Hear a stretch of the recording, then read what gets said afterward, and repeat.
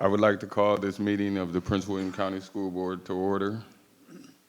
Before we move on to the approval of the agenda, I need a motion to amend the meeting by removing item 18.02 under board matters. Mrs. Wall. I move that the Prince William County School Board amend the meeting agenda by removing item 18.02 under board matters. Is there any discussion? Yes, this will be moving to the May 7th board agenda. This item isn't ripe for our discussion. Please vote. Oh, that's right. Oh, can I get a second? Thank you, Mr. Webb. Then discussion now. Please vote. Okay, and then show of hands, because I haven't had that. All right, we have 6 yes? Yes. 6 yes, one not present at vote Williams, 1 absent Lateef. Motion passed.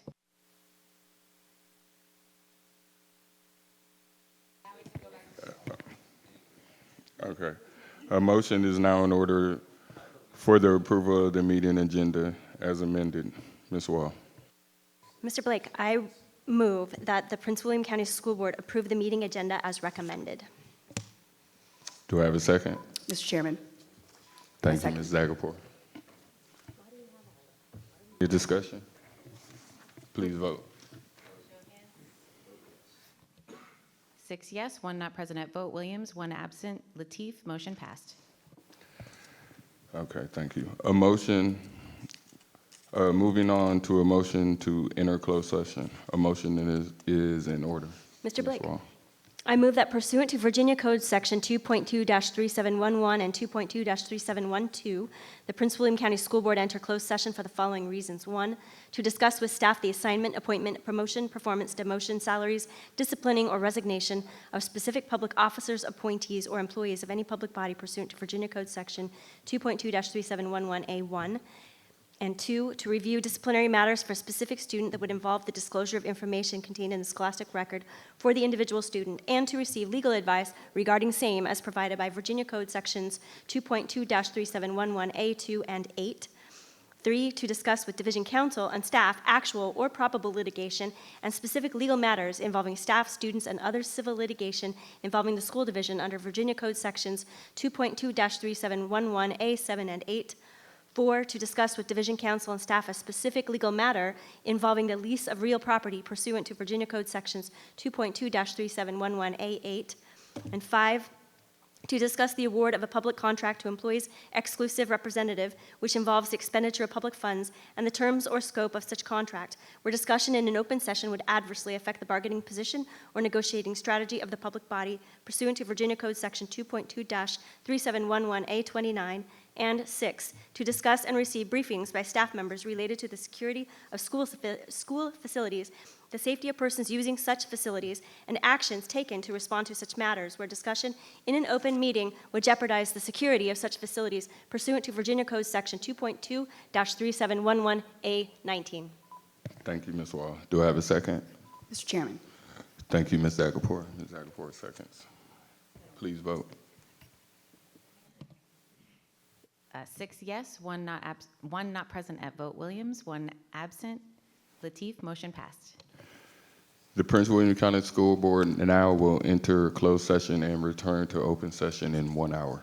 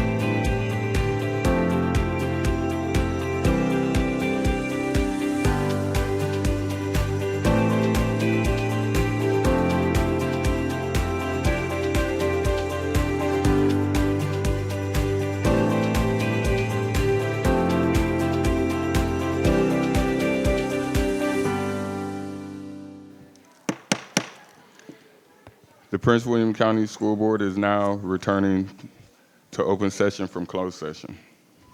A motion is in order for 8.1, closed session certification. Ms. Wall.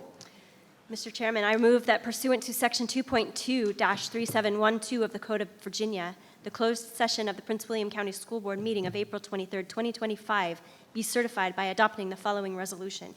Now, therefore, be it resolved that the Prince William County School Board hereby certifies that to the best of each member's knowledge, 1, only public business matters lawfully exempted from open meeting requirements were discussed in the closed meeting to which this certification resolution applies, and 2, only such public business matters as were identified in the motion convening the closed meeting were heard and discussed or considered by the school board.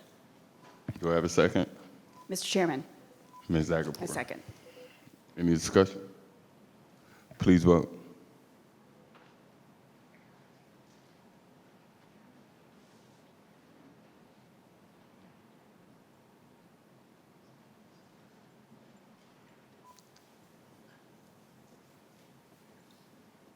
Vote is 7 yes, 1 absent. Lateef, motion passed. Moving on to the closed session action items. Motion is in order for 9.01. Ms. Wall. Mr. Blake, I move that the Prince William County School Board approve the appointments and releases of specific employees as presented in closed session. Do I have a second? Mr. Chairman, Thank you, Ms. Zagapur. I second. Any discussion? Please vote.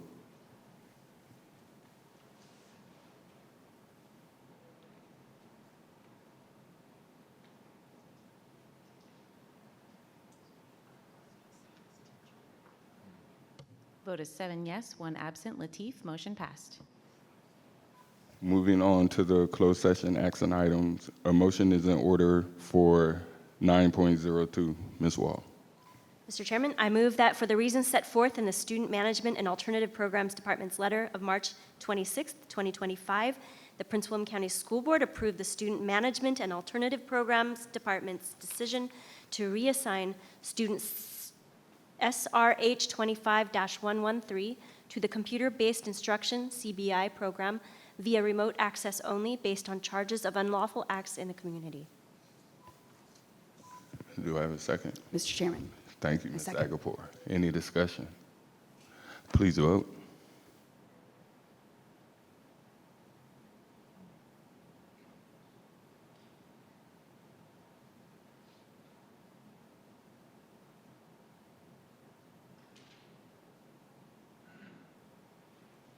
Vote is 6 yes, 1 abstain. Tredinick, 1 absent. Lateef, motion passed. Thank you. Moving on to the Pledge of Allegiance, I'd like to invite our student representative, Amadula Lortore, to lead us in the pledge.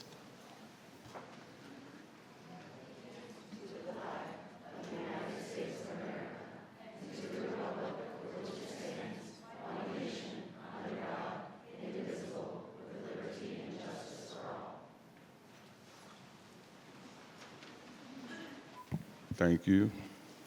Moving on to our Thriving Futures Focus. All right. Good evening. Thriving Futures Focus is an opportunity to highlight the exemplary work being accomplished in our schools, fulfilling our vision that every student will graduate on time with the knowledge, skills, and habits of mind necessary to create a thriving future for themselves and their community. We dedicate this time during our meetings to recognize students, staff members, and schools that have earned an honor or award at the state or national level. We appreciate how these honorees have positively represented Prince William County Schools, and the school board is proud to recognize them publicly for their accomplishments. Tonight, the school board will first recognize one of our student state champions and then move on to our 13 Purple Star distinguished schools. We will begin with Ms. Tredinick of the historic Brentsville District. The Brentsville District would like to congratulate Patriot High School's Shivani Davis on her first place finish for her original oratory speech at the VHSL 2025 Class 6 Speech Tournament. Shivani is accompanied here tonight by her family, gifted education teacher Adrian Phillips, and acting principal David Van Gelder. At this time, I would like to invite either Shivani or Miss Phillips to share a few words about her accomplishment. Thank you so much for the chance. Thank you so much to the school board for the chance to be recognized tonight. It's not every day that students have the chance to be recognized at the county level for their achievements, and I am so grateful for this opportunity. The speech I competed, which I titled The Promised Land of America, is a speech that is meant to remind us that unity is always stronger than individuality. Unity is the grounds for change and the platform of success. Speaking of success, I'd like to thank my unified support system, which is the backbone behind my achievement. I'd like to start by thanking God for giving me the idea for this speech and the words to say. Next, I'd like to thank my family. Since 8th grade, they've supported my passion and allowed me to express my creativity through writing.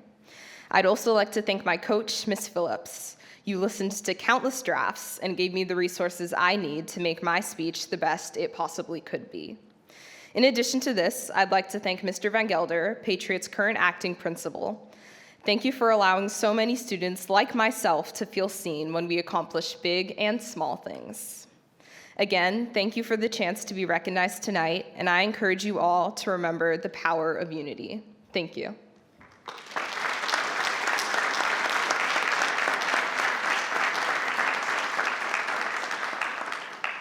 Congratulations, Shivani. You've made the Brentsville District very proud.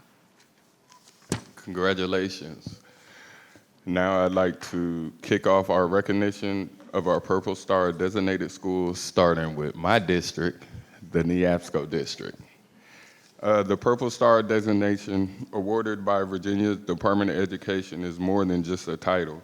It represents a deep and meaningful commitment to the unique needs of military-connected students and their families. Military families often face extraordinary challenges, like frequent moves, adjusting to new schools, and making new friends. They also have the emotional toll of having a parent deployed, and at times missing important milestones in their loved ones' lives. These are not small burdens for our young persons to carry. Their sacrifices deserve specialized support from their school communities.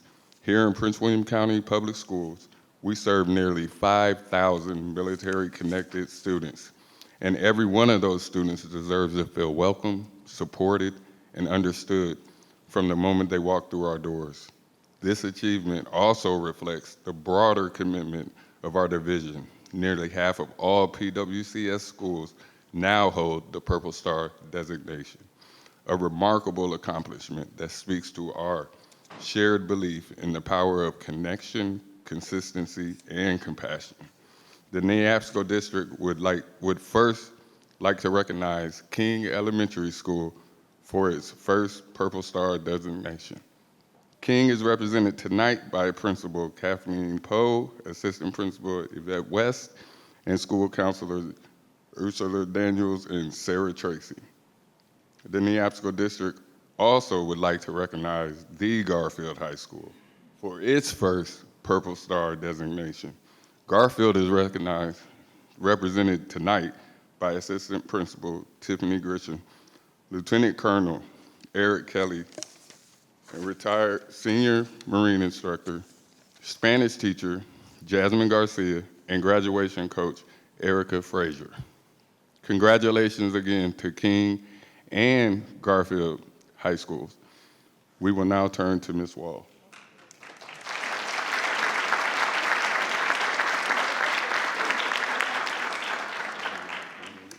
On behalf of the Gainesville District, it is my pleasure to first recognize Alvey Elementary School for its first Purple Star designation.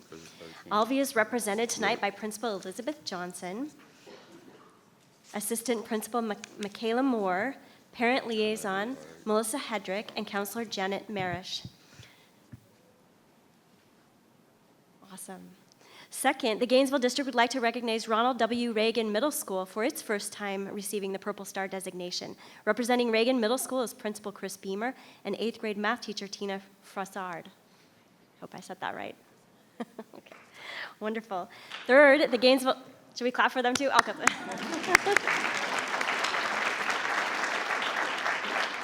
For both those great schools, Alvey and Reagan. And third, the Gainesville District would like to recognize Tyler Elementary School as being designated as a Purple Star school for the second time. Tyler Elementary is represented tonight by Principal Jennifer Perilla, Security Assistant and former Marine Nick Shire, and parent volunteer Captain Matthew Hendricks, United States Air Force. Congratulations to all 3 Gainesville District schools for your Purple Star designation.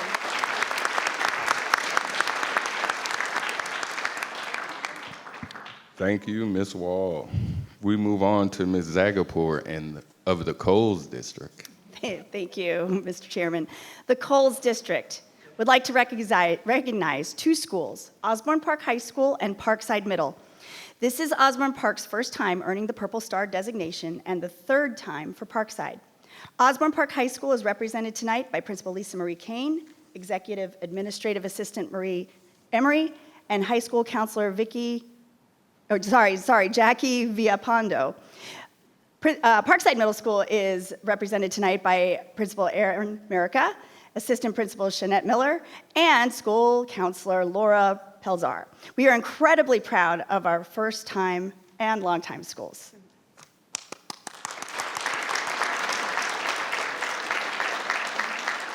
Thank you, Mrs. Zagapur. Ms. Williams, would you please introduce your schools? Absolutely. I have one Purple Star designee school, and it is the mighty Mary G. Porter Traditional School. Porter Traditional is represented tonight by Principal Caitlin Four, Assistant Principal Joe Wood, and Director of School Counseling Laura Mears, and School Counselor Jessica Rose Jones. Thank you. Thank you so much, and congratulations to Porter Traditional. Excellent, excellent. Thank you, Ms. Williams. Mr. Wilk, please introduce your award winners. Thank you, Mr. Blake. On behalf of the Potomac District, I would like to recognize 3 Purple Star designated schools. First, we have our first-time winner of Triangle Elementary, represented tonight by Principal Jeffrey Devers, Assistant Principal Courtney Strauss, and Counselor William Parker.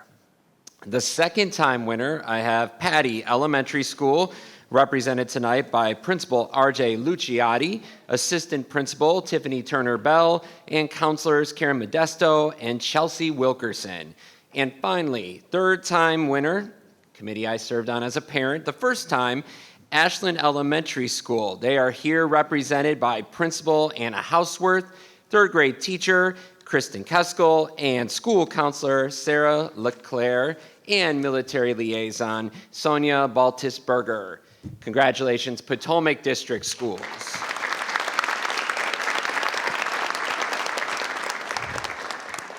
Thank you, Mr. Wilk. Ms. Fredenick.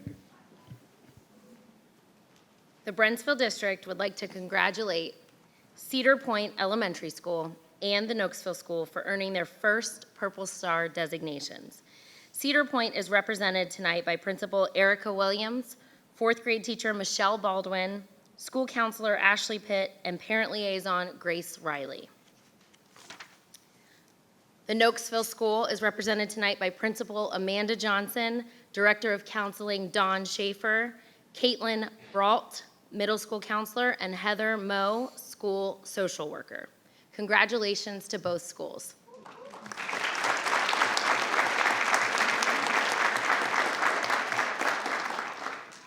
Thank you, Mr. Denick. At this time, I would like to introduce Kimberly Simpson, our Prince William County Schools Military Achievement Specialist, to say a few words on behalf of tonight's 2024 Purple Star designated schools, and on behalf of all Prince William County schools, 47 Purple Star schools. She will also introduce and recognize Colonel Jenny A. Colgate, the commanding officer of Marine Corps Base Quantico, who will also say a few words. Thank you, Ms. Dr. McDade, members of the school board, PWCS stakeholders, good evening.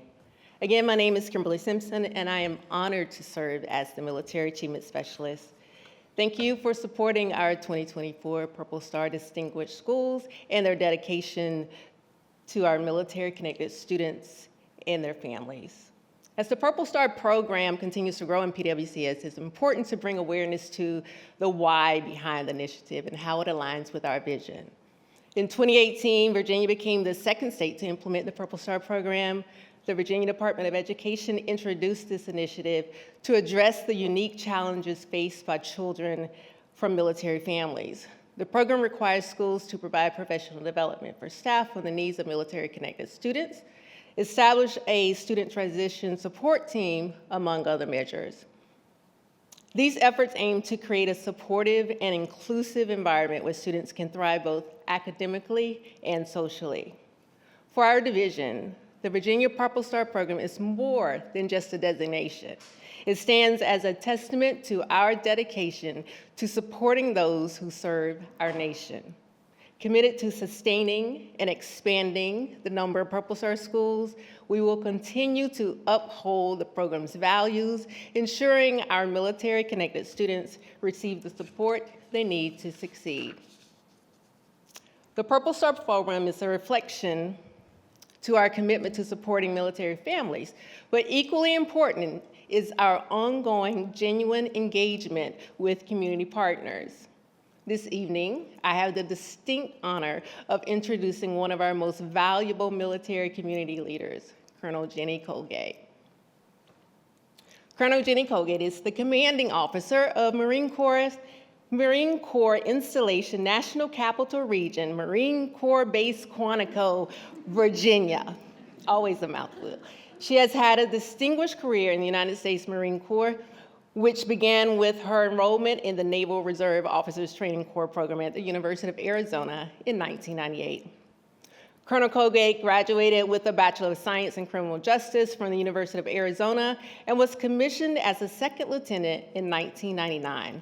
In 2013, she earned a Master of Arts degree in National Security and Strategic Studies from the United States Naval War College in Newport, Rhode Island. Throughout her career, Colonel Colgate has held various positions, including Aircraft Maintenance Officer, Series Commander at Parris Island, and Executive Officer at Marine Corps Air Station New River. She has also served in multiple deployments, including Okinawa, Japan, Kuwait, and Afghanistan. In July 2024, Colonel Colgate made history by becoming the first woman to command Marine Corps Installations National Capital Region, Marine Corps Base Quantico, Virginia. Colonel Colgate, I ask that you join me at the podium for the reading of the 2025 Month of the Military Child Resolution.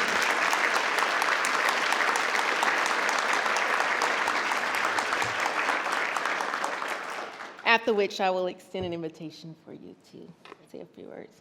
Whereas the Virginia Board of Education recognized the month of April 2025 as the month of the military child to pay tribute to the military families and their children for their sacrifices made and their commitment and courage. And whereas the Commonwealth of Virginia is a member of the Interstate Compact on Educational Opportunity for Military Children, which addresses key issues encountered by military students, including enrollment, placement, attendance, eligibility, and graduation. And whereas military-connected children and their families move every 2 to 3 years within the United States or overseas, disrupting academic routines and friendships. And whereas military-connected children also serve their country by demonstrating resilience, perseverance, and cultural competency. And whereas military-connected children provide unique and valuable insights on learning friendships, service to others, and heightened national or global awareness. And whereas Prince William County Public Schools provides military-connected academic and support programs through a Department of Defense Education Activity Partnership grant to support the unique needs of military service members and their families. And whereas military families in Prince William County include men and women on active duty service in the Air Force, Army, Coast Guard, Marines, Navy, and Space Force, and members of the Reserves and the National Guard. And whereas Prince William County Public Schools serves approximately 5,000 school-age military-connected children, Now therefore be it resolved that the Prince William County School Board and the Superintendent of Schools recognize April 2025 as Month of the Military Child and encourage all schools and offices to show enormous appreciation with activities to honor our students from military families. Approved by the Prince William County School Board on March 5th, 2025. Please join me in welcoming Colonel Jenny Colgate.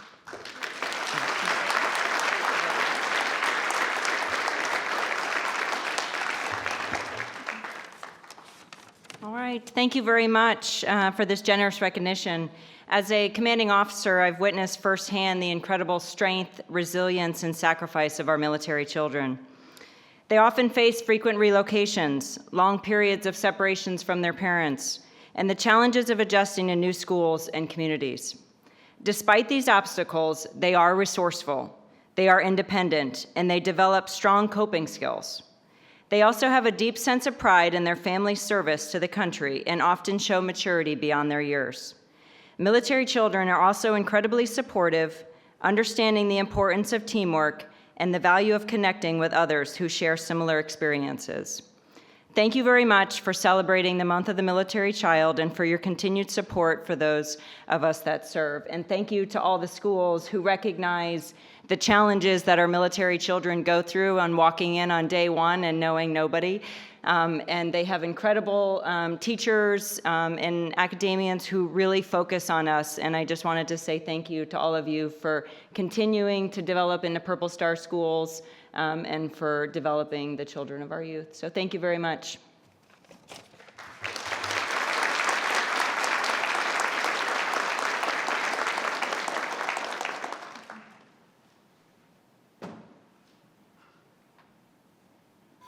Thank you, Dr. McDade. At this time, I invite all the I invite all the honorees to come forward for. Oh, I invite Dr. McDade to say a few words. I apologize.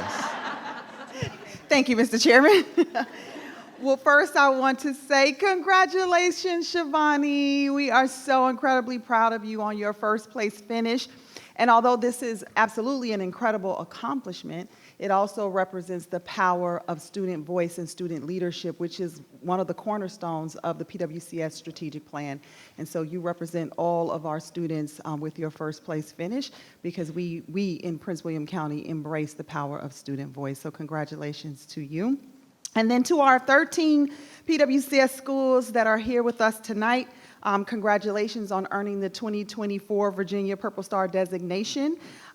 This designation really just represents your strong support for our military-connected families and the work that you do to create a positive climate and culture for our schools and for our military-connected students really does deserve this recognition. This brings the division's total to an impressive 47 Purple Star schools. And yes, that is a true accomplishment. And we set a goal to grow year over year, and that we do want to get to the point where all of our PWCS schools are military-connected schools that are Purple Star designated. I would also be remiss if I did not acknowledge the hard work of Kimberly Simpson, our PWCS Military Achievement Specialist. I want to personally thank you for all of the work that you're doing with our schools and our school leaders. And then for Colonel Colgate, I had such an honor and a privilege to meet you personally when you first took your post. And I just want to thank you so much for honoring us with your presence tonight and for your continued partnership and support, which means so much to the school division. It's always a pleasure to have you with us in our community and partnering with us and showing your strong support as well. All of the successes that we recognize here tonight reflect the talent, the dedication, and the spirit of students, staff, and our schools in PWCS. And with each accomplishment, we continue to be PWCS proud. Congratulations.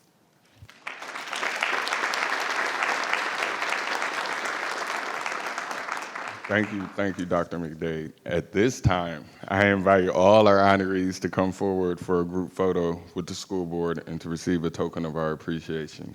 We will begin with one group photo with our original oratory winner, and then our 13 Purple Star schools. Start with Shivani. Colonel Colgate and Ms. Simpson. I hope you'll join us.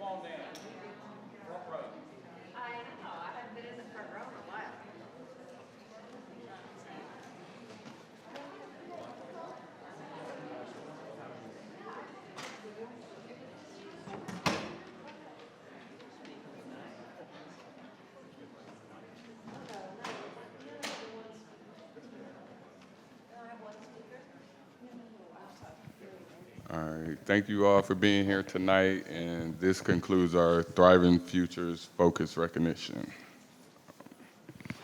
Thank you all. Now we are moving on to 12.01, adoption of the consent agenda. Ms. Wall.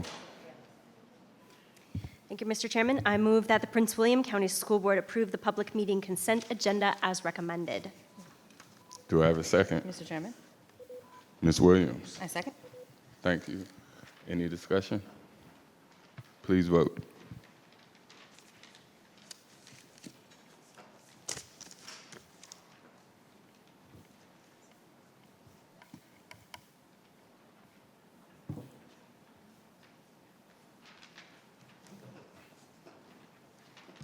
The vote is 6 yes, 1 abstain, Tredinick, 1 absent, Lateef. Motion passed.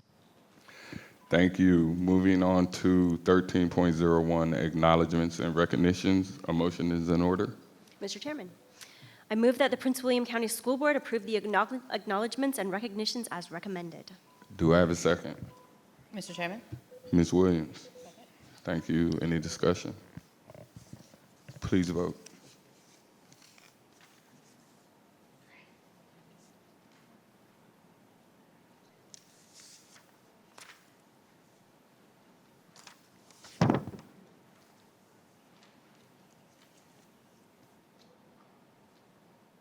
Vote is 6 yes, 1 abstain, Tredinick, 1 absent, Lateef. Motion passed. Thank you. Now moving on to citizen comment time. Those citizens who have signed up in advance with the clerk may address the school board this evening when they are called to the podium. The citizen comment period for regular school board meetings is 1 hour, and citizens may speak on agenda items or other topics germane to the operations and policies of PWCS. Please use proper decorum and manners while at the podium, or you will be asked to step aside. We ask that the audience please be respectful of each speaker and refrain from any clapping, cheering, or jeering to avoid disruption of the meeting. If you do not, the board will recess and I will ask that the room be cleared to restore public order. Tonight we have 8 citizens signed up to speak. When I call your name, please come up to the podium and state your name and address for the record. Latasha Thompson and Brooke Marshall, speaking as a group.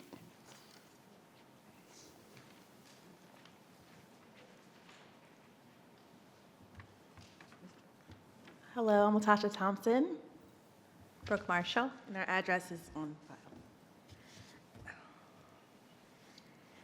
Hello, my name is Brooke Marshall. I'm the school counselor at Covington Harper Elementary, and this is Latasha Thompson, our librarian and media specialist. One of my responsibilities as a counselor is to advocate for all my students, and that's why we're here today. Mrs. Thompson previously emailed the board our concerns, and we appreciate that some of you took the time to respond. We know the school board cares about the students of Prince William County and their education. Our representative, Mr. Wilk, brought up a discussion regarding Covington Harper at a school board meeting on October 16, 2024, but nobody offered solutions. We were very disappointed that the school board did not take more than a few minutes to discuss the possibilities of helping our students. Covington Harper is overcrowded and currently has 8 trailers, with more to come. I know other schools have dealt with overcrowding, but how many elementary schools could say they have over 1,028 students and many more on the way? Being overcrowded has many negative impacts on our students, and number 1 is safety. We do our best to keep all of our students safe, and this can be difficult with over 175 students outside of the building. Next year, it will be even more. We are so overpopulated that finding space during emergency drills has been cumbersome. Spacing is a big issue, and imagine having 400 students transitioning in the hallways to get to lunch, encore, and classes at the same time. Meanwhile, multiple classes are lined up for our limited number of restrooms. The cafeteria is another problem. We have a very small cafeteria and a large number of our students. And because of this, students start eating lunch at 10:40 and are spaced very tight together. The number of students in the cafeteria leads to safety issues, and parents who come to the school often report concerns. Recess is impacted as well. We created recess zones to spread out the classes for safety, but this has led to a majority of our students having limited access to any playground equipment. Loss of instructional time is another great concern for us. We have employed someone to watch the students who need to come into the building. Think about the instructional time lost when students have to walk to and from the bathroom, the nurse, strings, or any other service within the building. Unfortunately, due to the layout of school property, the trailers are very far from the building. Students must walk across probably a couple basketball courts, a long sidewalk just to get to the main building, then through the main building to the bathrooms. As you can imagine, students do not always walk with purpose to their destination, and so this impacts their learning. Some teachers have opted for bathroom breaks to try to decrease the wasted time, but this takes the entire class away from learning for as long as it takes for 28 students to use the restroom and walk back to class. A new school is many years in the future and no guarantee to when it will open. The new school in Woodbridge, for example, has been delayed due to unforeseen circumstances. We are worried that the overpopulation of our school will remain an issue for several more years. With 365 upcoming condos and more houses to come, we are facing the need to explore solutions right now. We do not want to wait until things get worse. Thank you, One Ms. of the elected school Thank board you. members. Thank you, Ms. Marshall. Thank you. Caitlin Weston.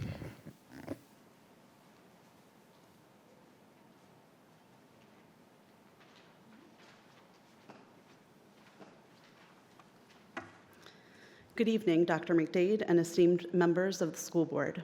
My name is Caitlin Weston, and my address is on file with the clerk.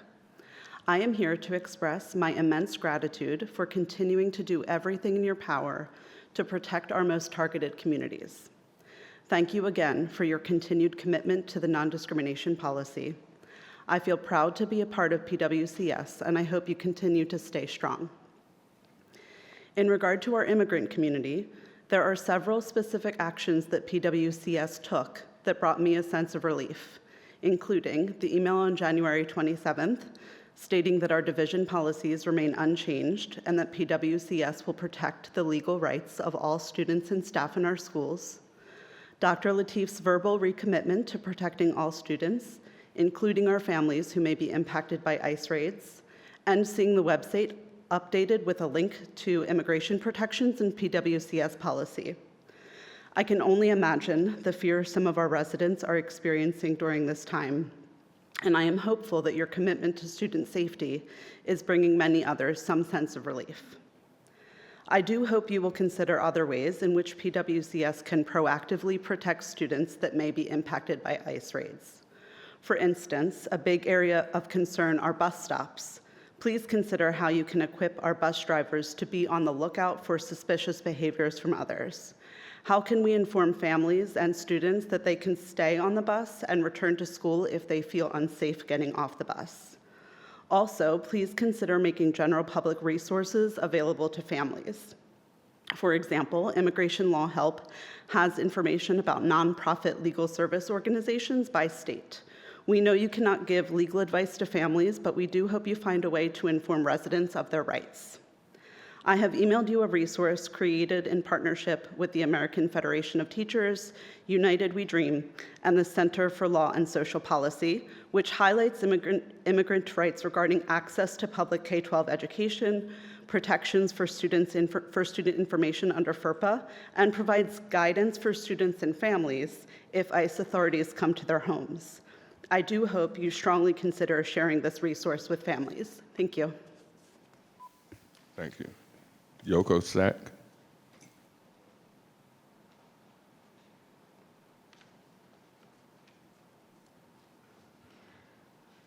Two years ago, my daughter was diagnosed with high-functioning autism. She's 8 now.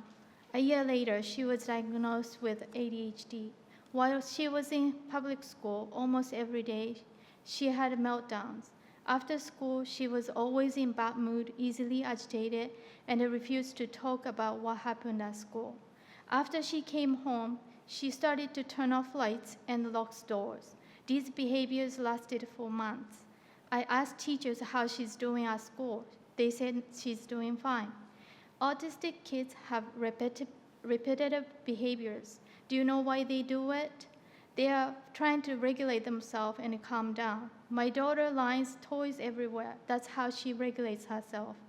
They have sensory issues. One day I noticed that she was overwhelmed by all the stimulants in school. Noise, lights, smell, crowds for 5-6 hours every day. No wonder she's not functioning well when she gets home. It got to the point she started to lie furniture in the room. That's not normal. As soon as we got her diagnosis, we requested an IEP. Instead of going IEP evaluation, we were told she will have an intervention. The second time we requested for IEP, the school gave 504. 504 doesn't work. Here's the reason why. Allowing kids like my daughter to wear headphones is not accommodating for them. It is more like they're accommodating for school. They can't stand the environment. Having them sit facing the wall, you are humiliating them. My daughter doesn't want to eat lunch in the cafeteria. Too many stimulants. If the environment is controlled, they don't need extra time for exam. I believe she was unable to get a fair and equitable education. I don't believe current system is working well. Immediately, please reevaluate the school system and make a change. At this time, I cannot send my child to public school for my child's well-being.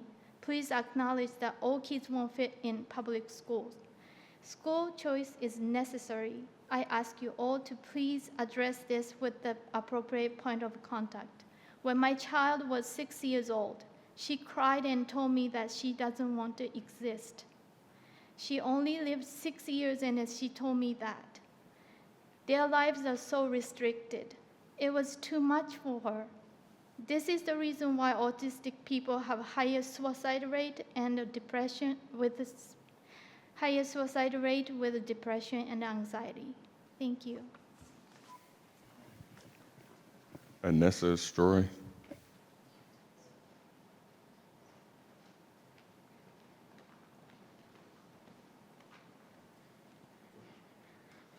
Anissa Stroy, my address is on file.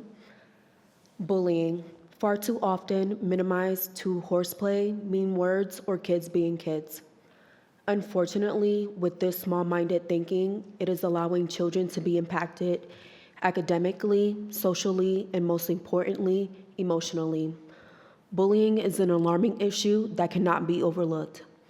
It is heartbreaking when the school administration fails to take adequate action, leaving families feeling unheard and unsupported. That is what is happening at Covington Harper. The failure to enforce disciplinary action to ensure behaviors do not reoccur is desensitizing what the victims are experiencing. It is normalizing the bully's behavior and making it acceptable to harass and torment their peers, while the victims and their families are left to handle the long-term effects. Mental health, low self-esteem, and academic challenges, to name a few. It is also showing the victims that they cannot entrust the leaders in their schools to keep them safe. Bullying prevention programs provided through the county should be proactive, not reactive, and schools should be held accountable for ensuring a safe environment, positive climate, and culture for all students. If administrators are failing to seek additional resources, it raises significant concerns about their priorities. It is a disservice to the growth and development to the children that they service and support. When it is at the hands of the administration, they should be taking all the proper and necessary steps when handling situations that arise. Overcrowding will not be used as an excuse to dismiss the lack of leadership. This is my daughter's first year at Covington, and it was nothing short from traumatic. During one of my most recent meetings, the assistant principal, Dr. King, stated to me regarding my daughter, and I quote, "This is forever, in terms of her learning how other people can be.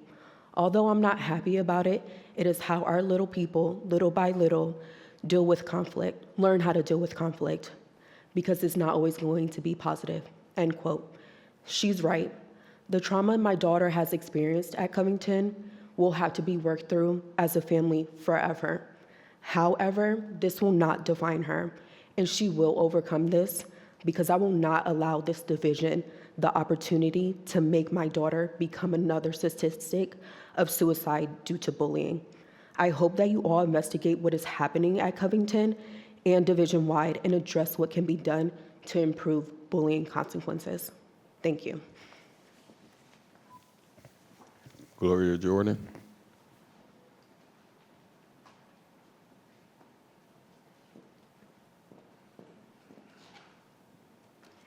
Good evening. My name is Gloria. The GOP president delivered an ultimatum that U.S. schools eliminate DEI programs, specifying that governors be required to certify compliance or lose all federal funding for state public schools. So what does this mean? Get rid of DEI programs. What even is a DEI program? As a mom, nurse, and educator, I feel it is important to begin with the understanding of what our terms are. We cannot answer a question or address a concern without understanding what we are even talking about. Too often we hear DEI, and many do not know what it stands for, nor what it means, and they certainly do not know how it applies to them. DEI, diversity, equity, and inclusion. In their simplest definitions, D, diversity means a variety of people who are in some way different. E, equity is a synonym for fairness. I, inclusion, means welcoming everyone. DEI, diversity, equity, and inclusion. People who are different in a variety of ways. Different than what, you may ask? Different than a cis, white, able-bodied, middle-class, Christian male with traditional American upbringing and background. So who is diverse? What is diverse? Women are diverse. Any of the 140 different countries represented here in PWCS, the 10th most diverse county in the country, is different. Every culture, ethnicity, religion, and creed is diverse. The LGBTQ community is diverse. Anyone who is raised by a single parent, grandparent, step-parent, same-sex parents, older sibling, in foster care, unhoused, or displaced is diverse. Those who have a disability, are autistic, or any kind of medical condition, disease, or health concern is diverse. All 504s, IEPs, even gifted education, starting with Signet, AP, IB, and dual enrollment classes are diverse. Specialty schools and classes that cover a variety of different topics, perspectives, knowledge, and skill base are diverse. You are DEI. I am DEI. We are DEI. So when this Republican administration led by Trump says we must remove DEI, they're asking us to do the impossible. We are diversity, equity, and inclusion personified. We are a county made up of a variety of people. We welcome all and include everyone into our various work, school, religious, athletic, and living communities. Here in Prince William County, we seek to help everyone have the opportunity for success. We seek fairness, recognize when one person succeeds, we all succeed. Small business owners are DEI. Trade workers are DEI. Farmers, federal workers, and our honored military members and their families are DEI. We can no longer exist if we remove DEI. We cannot educate our children or worship as we choose without DEI. We are Prince William County strong and Prince William County proud. We are DEI. Matt Audette.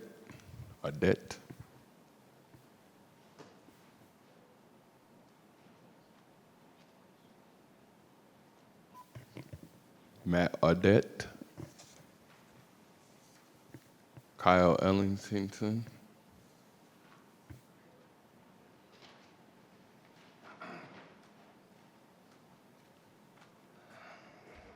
My name is Kyle Ellingson. My information is on file. Why am I even here? Right now I'm supposed to be coaching my kids' baseball team. Instead, I had to cut that short to come back to look out for the well-being of all kids of Potomac Shores because the individuals in front of me are incapable of doing so. Covington Harper should have been rezoned months ago, but here we are again. Since my last remarks, we've had parents come up here and explain the safety concerns, the educational disadvantages, and the rise of bullying attributed to overcrowding at Covington Harper. I mean, look around, it's ridiculous. More importantly, you had a bomb threat that was communicated to the school. You didn't let let parents know until the day after drop off, right? What can we do for our kids after that? Just ridiculous. And the school principal even submitted her resignation. It's a circus. It is a circus over there, and you should be ashamed of yourselves. I blame you. Months of inaction despite community begging for help, and your own colleague, Mr. Wilk, asking for help. I personally asked you for help on the issue on behalf of the community months ago via email to all of you. 3 of you responded. Thanks to Mr. Wilk for your response. I appreciate it. Appreciate your continued efforts. I'd also like to thank Mr. Blake for your response despite the inaccuracies. Sir, you referred to me to Dr. McDade. It's not her responsibility. That's your responsibility. It's a shame that you don't even know as your vice chairman. Thank you to Ms. Williams as well for the response, although I'm pretty sure it was an AI-generated reply. I can't say I'm surprised considering you don't even realize 20% of your constituents attend Covington Harper. Not shocked. I guess the most disappointing aspect about all of this is that on September 16th, you all took time to ratify Policy 264. It focuses on school boundaries. Your own chief of planning came up here and stated, quote, optimizing capacity is the top priority. Also, quote, the goal is not to be over capacity by more than 5%. He even admitted, quote, when schools get overcrowded, you get all kinds of impacts from that. Covington Harper is at 120%. Your own paid employees said 5% is a problem, and you could sit here and be okay with that. It's shameful, absolutely shameful. And then for the folks on the left, none of this applies to you. You still voted no. When Will put it across, you voted no. Why? Lastly, I got 25 seconds. The remarks tonight about Purple Star schools, that's a farce. We got 10% of our community that's military affiliated. You're not helping us at all.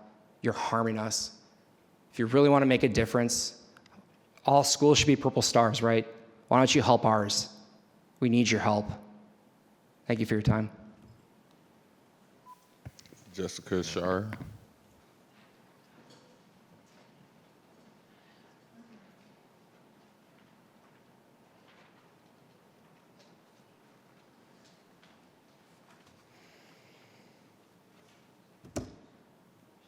Hi.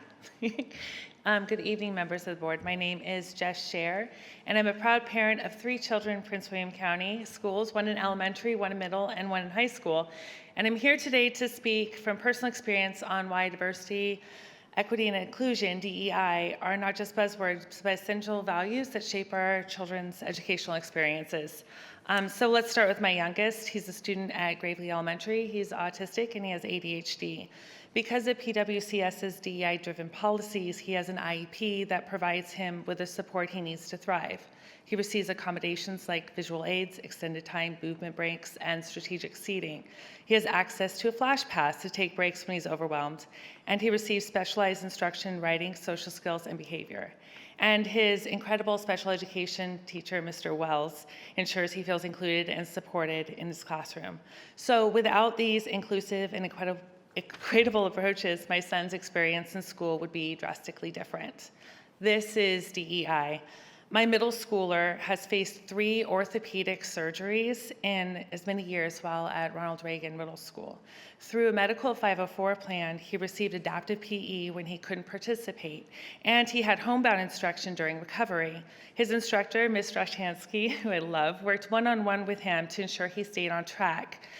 This wasn't just about catching up, it was ensuring they had equal access to his education during this difficult time. This is also DEI. My daughter at Battlefield High School has ADHD. Her IEP allows her extra time on assignments, the use of headphones to reduce overstimulation, and strategic seating. These might seem like very small accommodations, but without them, she wouldn't be doing as well as she is right now. She has straight A's, and this is DEI. DEI is not a political stance or an abstract policy. It's a lifeline for our kids with IEPs and 504s. It's the reason my children are not just surviving, but thriving. PWCS's commitment to DEI has created an educational environment where every child, regardless of the ability or circumstance, is given the tools and the opportunities they need to succeed. Sorry, I'm very emotional because this one is about my kids. Thank you so much for continuing to support DEI policies in our schools and helping our families like mine feel seen, supported, and valued. Thank you very much. Thank you. That concludes citizen comment time. Now we move to student representative time. Joining us tonight is Ms. Lateef. She is a senior at C.D. Hilton High School. Ms. Lateef, the floor is yours. Thank you. Good evening to the board members, Dr. McDade, and everyone who has taken the time to be here today. I'm happy to be back here as a student representative after quite some time. I hope everybody enjoyed their spring break. I want to start my remarks by highlighting a special event that took place earlier this month On April 10th, Garfield High School was the host of a unified prom. On that day, a combination of general ed and special ed students came together to dance and have fun. While I did not have the pleasure to attend, I was told that students from over 5 schools were present and that Dr. McDade also participated. I am grateful for all of those that worked hard to make sure that this occasion was possible. It inspires me to know that I'm part of a community that is welcoming of all people. On a similar note, on a different topic actually, yesterday many students came back to school after taking a break for a week. Now we are that much closer to summer. For high schoolers, graduations are scheduled to start on May 28th. That is only a little over a month away. I'm excited to hear what a lot of my peers are planning to do after graduation. May 1st, which is decision day, is fast approaching. I hope family members, teachers, and counselors will join me on this day to celebrate the accomplishments of all seniors. To underclassmen, summer opportunities remain open. If interested in learning more, please feel free to reach out to career counselors. I'm certain they would be happy to help. And good luck to everyone on upcoming exams. Next, I'll share some of the concerns I have received from students in numerous events, including the Student Leadership Workshop that was held on March 27th. Here, principals, teachers, and student voice committees share the progress they have made, but also the struggles that they have seen. For example, something that a lot of middle schoolers brought to my attention is the fact that the dress code is not equally enforced. Girls tend to face more restrictions and harsher consequences than guys do. Moreover, students have let me know that they would appreciate a visual representation of clothing that is and is not allowed, especially in terms of length. As we move on into discussions about the code of behavior in the next few months, I want to advocate for clearer resources about the dress code so we can ensure that schools are enforcing the policies equally. Some other concerns include an increase in school tardies and doubts on how the new cell phone policy will be implemented. In order to address the latter, I would recommend for the board to continue working on ensuring students, not just parents and teachers, are aware of how the policy will impact their future school years. Everyone, please remember it is time to stop the scroll and take control. That was the winning slogan of the recent Prince William County context. Congrats, Rugby.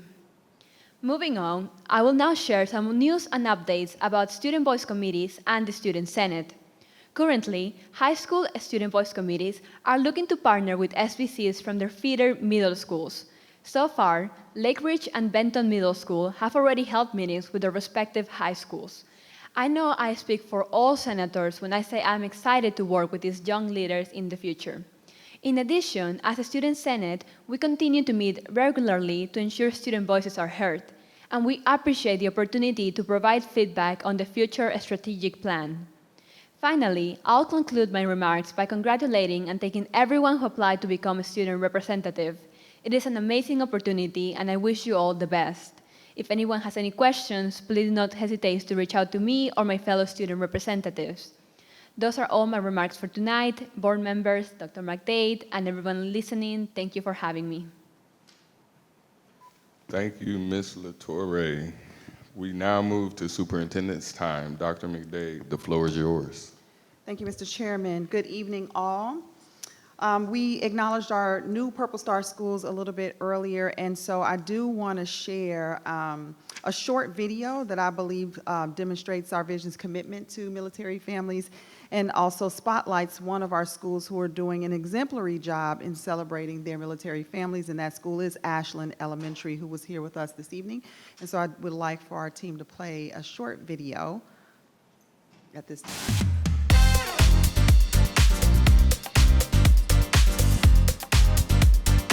Well, this is our first military ball for our students. So we put together lots of little details to make this a really big event for the month of the military child. We wanted it to be formal so that kids got to dress up. We wanted a DJ to make it fun. And then we added the month of the military child ball cake to have a nice cake cutting ceremony. Highest ranking service member gives it to the newest service member, but we're gonna add a little twist to that because it's all about the kids. So we also need the youngest child in attendance. We have have about a third of our population of students who are military-connected students, and so April is the month of the military child. We really try and make sure that we thank all the families who are military so that we celebrate them. A lot of times when we come to the communities, we have to find new family members and we have to join in. We have to try to fit in where we can get in. So here, to be invited in is awesome. Just knowing that they recognize us for the sacrifices that we make, and especially the little ones, the resiliency that they show through all the adventures that they get to take, and I think that it's great that Ashland recognizes that. I like that the lights were off and there was music on. Tell me what your favorite part's been so far. The music, a purple carpet. By the kids dancing on the floor, jumping around, the smiles, they look fantastic. I think they're having a blast. Prince William County, Ashland Elementary School, you're making it very hard to go to military balls because this is excellent. The purple carpet, way to go.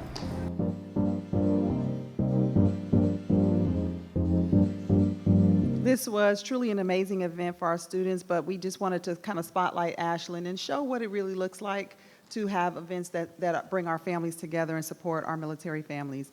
Also last night, PWCS held the annual Outstanding Educators Awards program, recognizing educators who received or renewed their national board certification, as well as our finalists for Support Employee of the Year, Novice Teacher of the Year, Teacher of the Year, and Principal of the Year. This was a beautiful celebration that was held at the Hilton Performing Arts Center, showcasing the phenomenal work that is happening in our schools every day.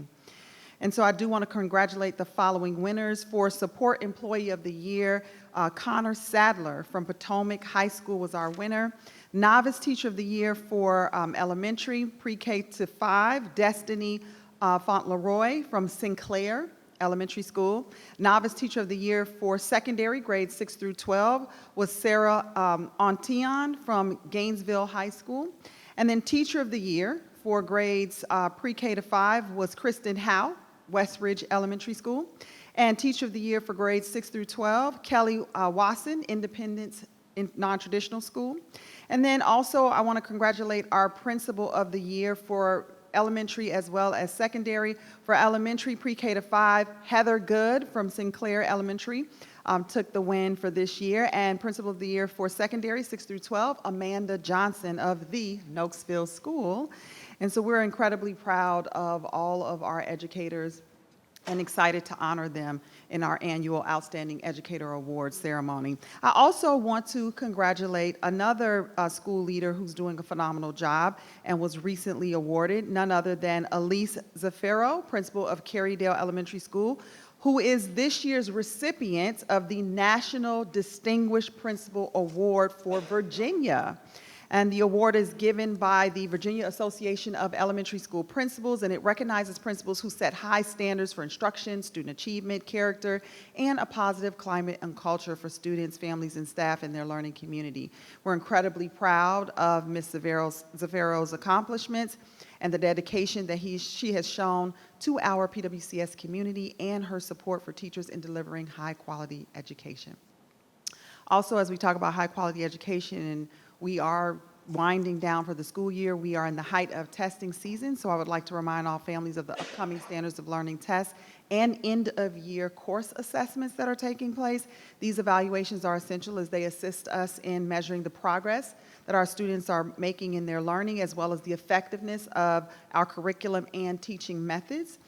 And as we approach the beginning of May, cooperation from our families and support from our families are invaluable in ensuring that our students are well rested and attending school each and every day. PWCS will be hosting a few events that I do want to spotlight. Tomorrow, I want to invite all of our families to our Family Engagement Series webinar to review the in-person summer learning opportunities that are available to PWCS students, as well as how to complete the registration process.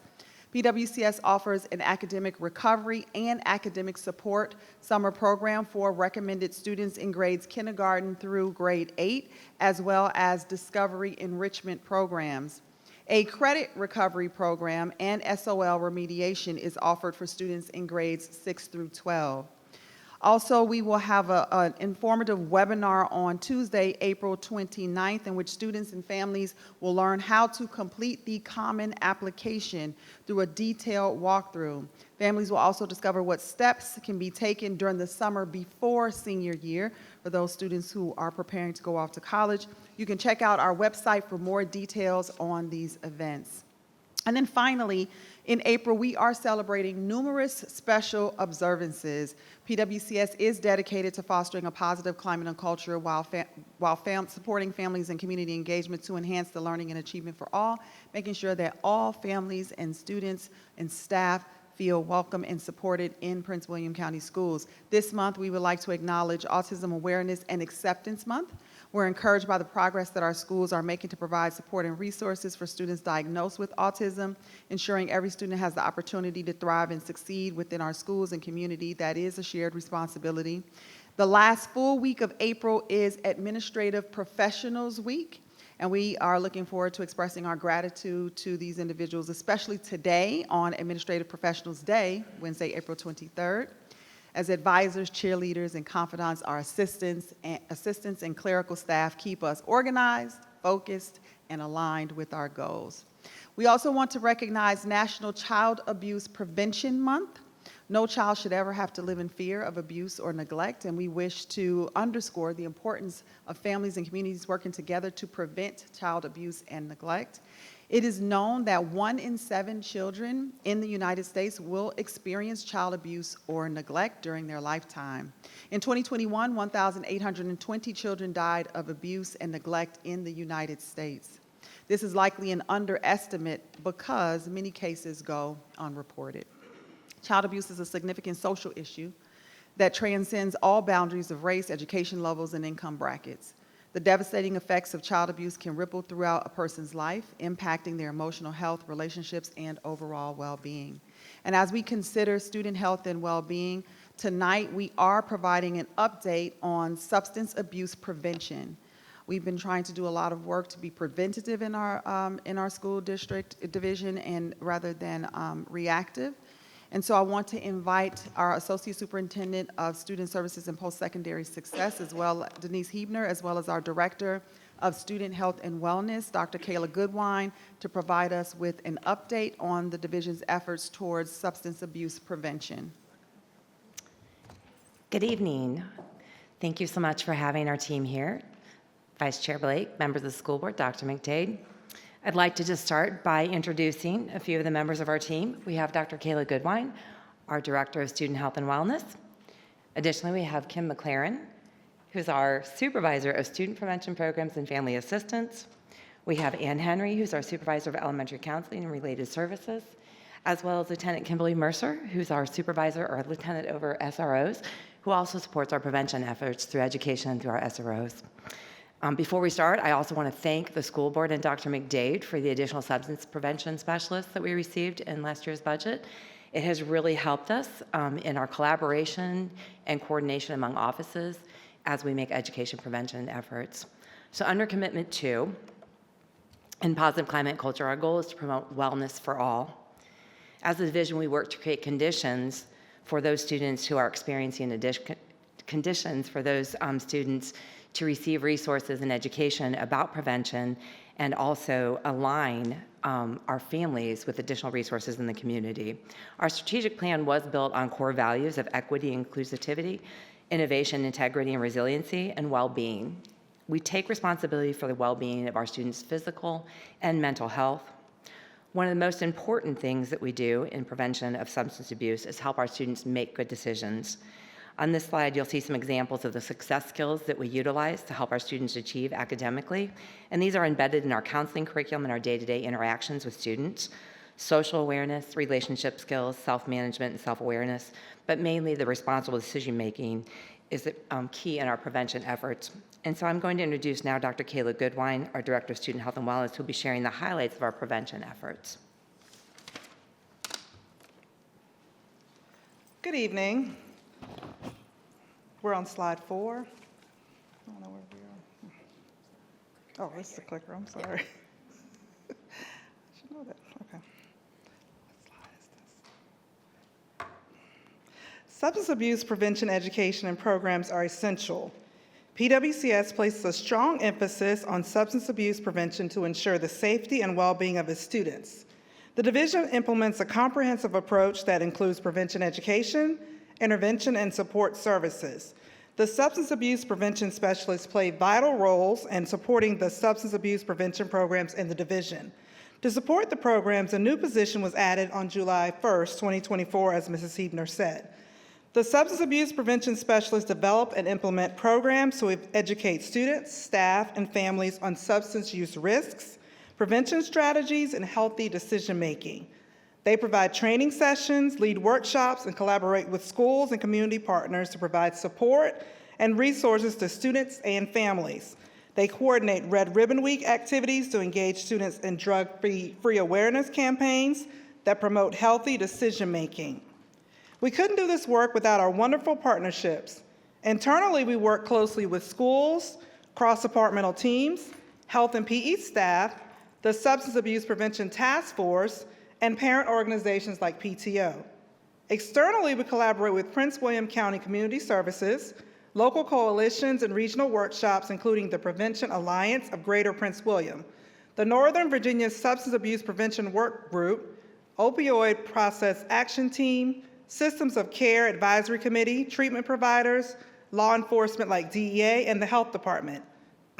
These partnerships allow us to expand our resources and align our efforts to provide more comprehensive support to students, families, and staff. We extend our gratitude to our partners. Without their assistance, we would not be able to provide the critical education and support our students and families need. This graph provides a comparison of high school teen substance use in Virginia versus national averages. Overall, Virginia's rates in orange are lower than the national averages in most categories. However, one exception is cigarette use before age 13, where Virginia's rates are slightly higher. These data are from the Virginia Office of Substance Abuse Prevention's 2024 annual report.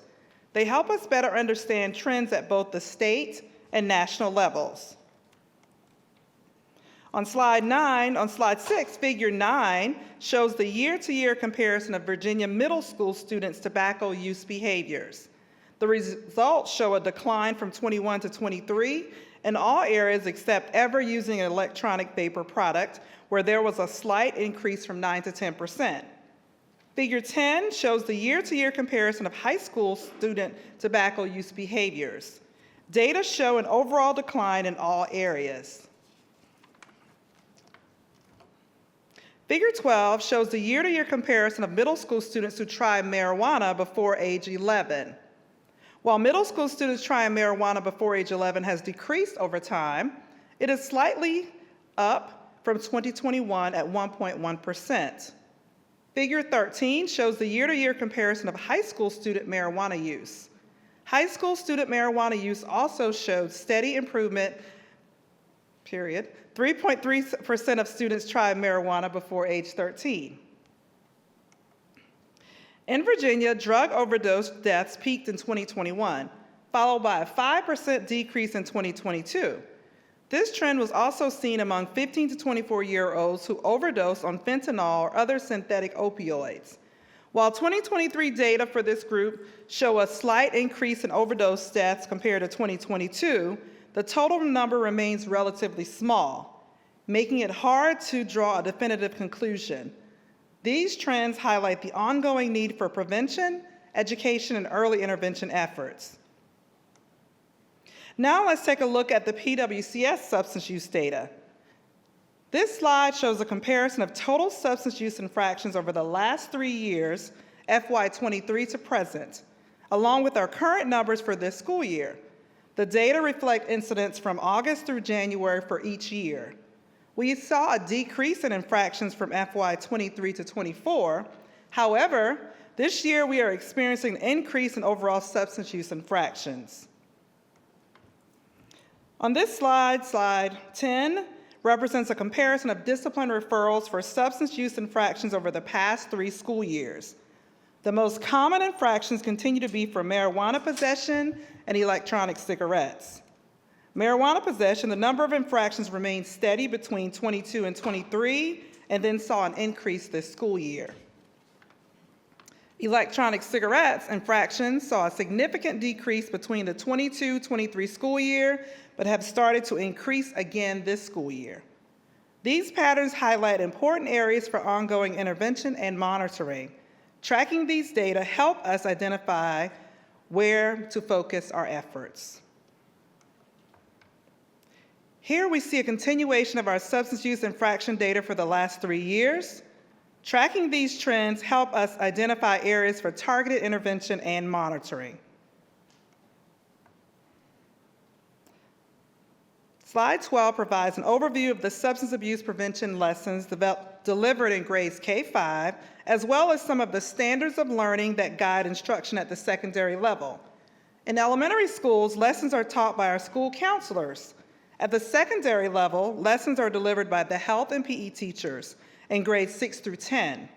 Each grade level has a unit guide developed to address the specific health SOLs, ensuring students continue to receive substance abuse prevention education as they matriculate through middle school and high school. Now you'll hear from Ann Henry, who is our supervisor of elementary counseling and related services.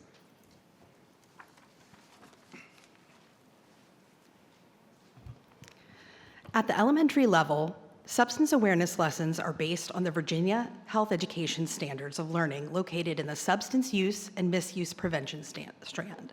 School counselors deliver the lessons at this level because they often work with students on such topics as positive decision-making and personal safety, which align with these specific health standards. The elements in each grade level lesson are developmentally appropriate. These include defining substance misuse for students, discussing harmful effects when substances are misused, teaching coping skills like refusal skills or resistance to peer pressure, teaching problem solving and decision making, and including peer interactive elements such as role play. At each elementary grade level, notifications are sent home before the lessons occur. The content of the lessons is available for review, and we provide parents and guardians with the opportunity to opt their student out of the lesson if they choose. An example of an elementary substance awareness lesson is the second grade lesson on healthy and unhealthy choices. During this lesson, students begin by reviewing the definition of a drug, as well as harmful effects of drugs. Students then participate in an activity in which they work together to sort healthy versus unhealthy choices. They discuss their choices as a group. In a previous grade level, the don't touch, don't taste, tell a trusted adult protocol was taught to students, and it is reviewed in this lesson. It is a brief and simple phrase that aids in positive decision-making when it comes to students encountering unfamiliar substances. Finally, students apply their learning by interacting with their peers. They role play and respond to scenarios that involve potentially dangerous situations. Now you'll hear from Kim McLaren, Supervisor of Student Prevention Programs and Family Assistance. Thank you. Tonight, we would like to present an overview of the substance abuse prevention initiatives within the Student Health and Wellness Department. These initiatives are designed to support students through education, prevention, and early intervention efforts to ensure they have the knowledge and resources to support wellness and positive decision-making. Prevention requires a collaborative approach. We work closely with student health services, college, career, and student support, and various community partners to provide comprehensive education and resources. Our partnerships further strengthen our ability to address substance use and connect students and families with the right support.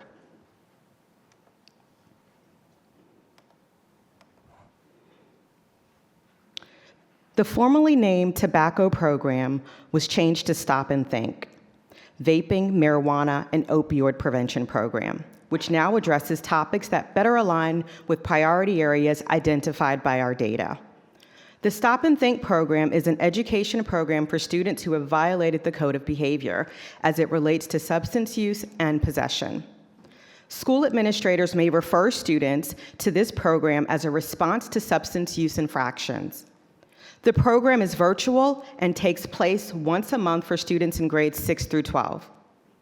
The goal of this program is to provide students with the opportunity to gain accurate information, honestly assess their involvement with substances, and make personal decisions about behavior changes with vital replacement options.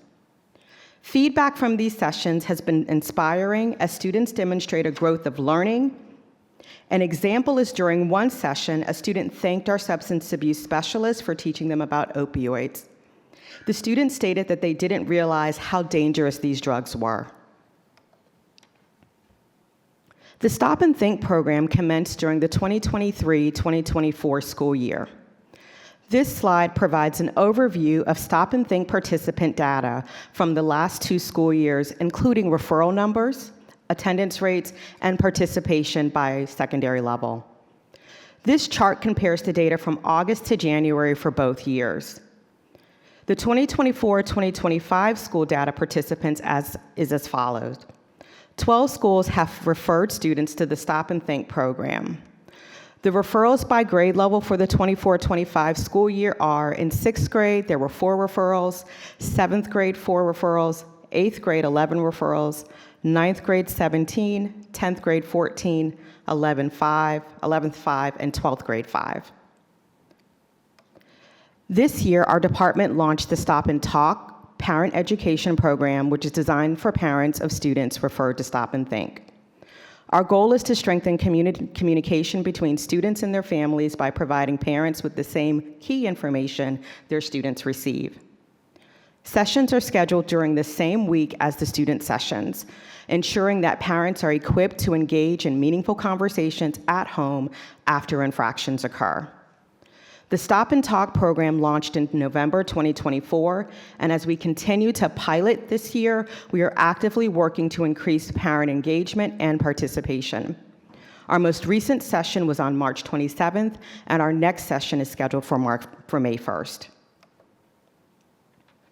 The Substance Abuse Prevention Task Force has undergone a name change to better align with its mission, objectives, and the broader scope of work this committee is dedicated to achieving. Some of our current initiatives include reviewing our Return to Learn regulations to ensure that students receive the support they need to successfully reintegrate into school after rehabilitation, overdose, hospitalization, or other substance-related challenges.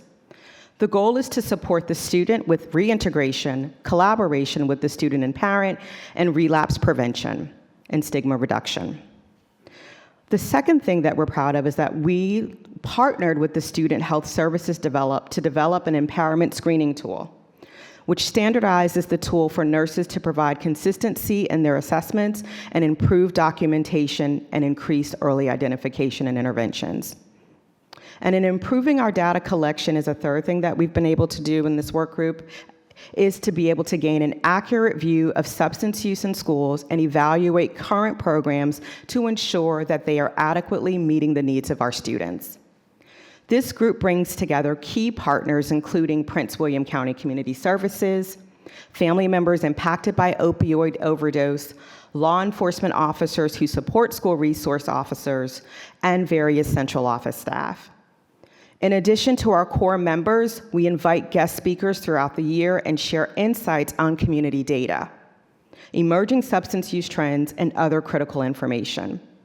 These presentations help ensure our strategies remain informed, relevant, and responsive to student needs.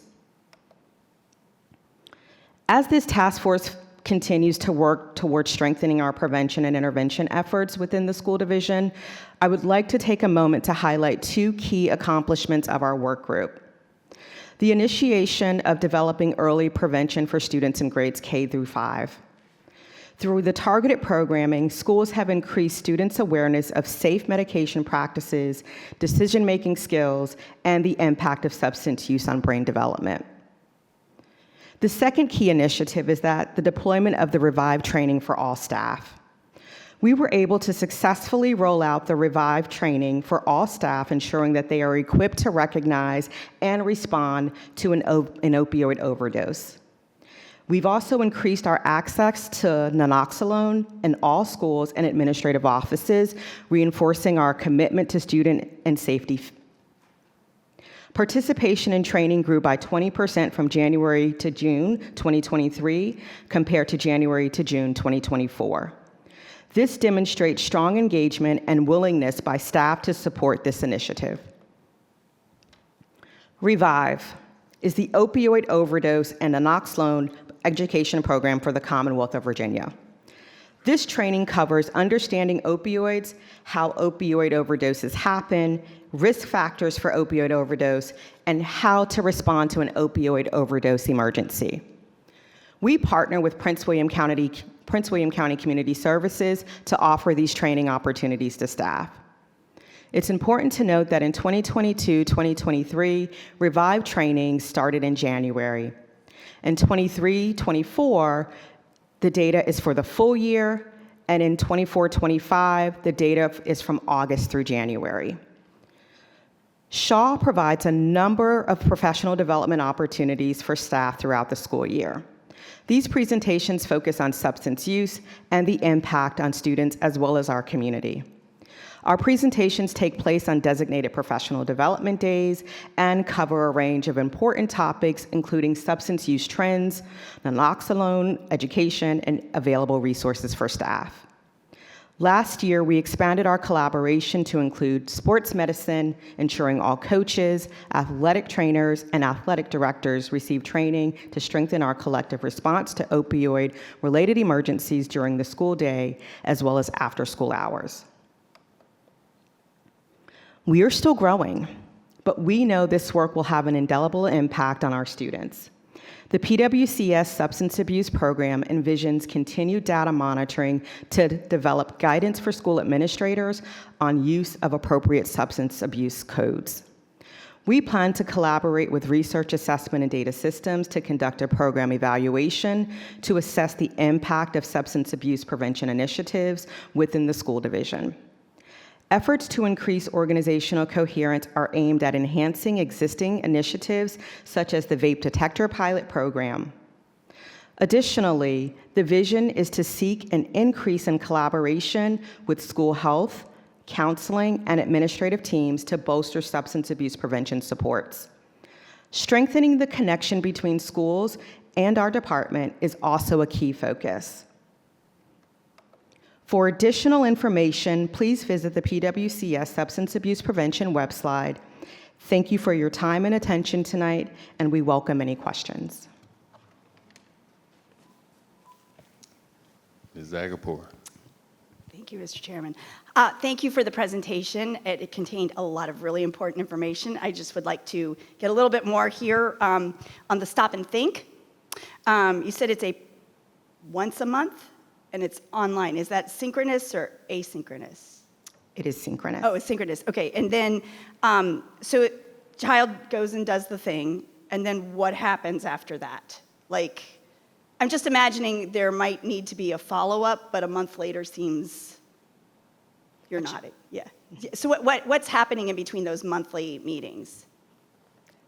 So after the child participates with Stop and Think, so after they participate, the administrator is talked to and spoken to about the fact that the child attended, and the administrator tracks and monitors if the student has any more infractions. Oh, okay, thank you.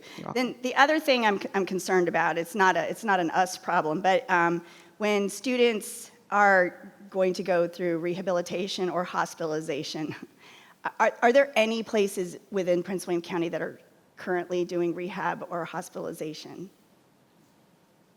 I would have to get back to you with that question because I'm not sure at this moment. I'm sorry, Dr. Hemer, you should be able to take that one. So, thank you.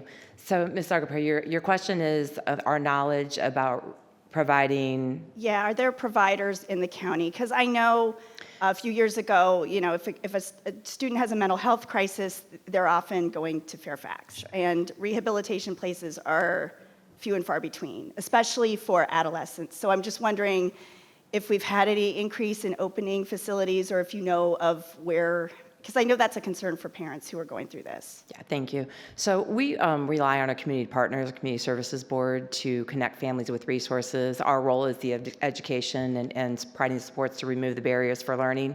So that would be our role in this, and that would be the extent that I can answer that question. No, thank you. I just wondered if you knew, and Yeah. it's one of those sticking points because I know when it comes to student mental health, we've done a lot of things on our end, and I know, like Dr. McDade likes to say, we're in the business of education.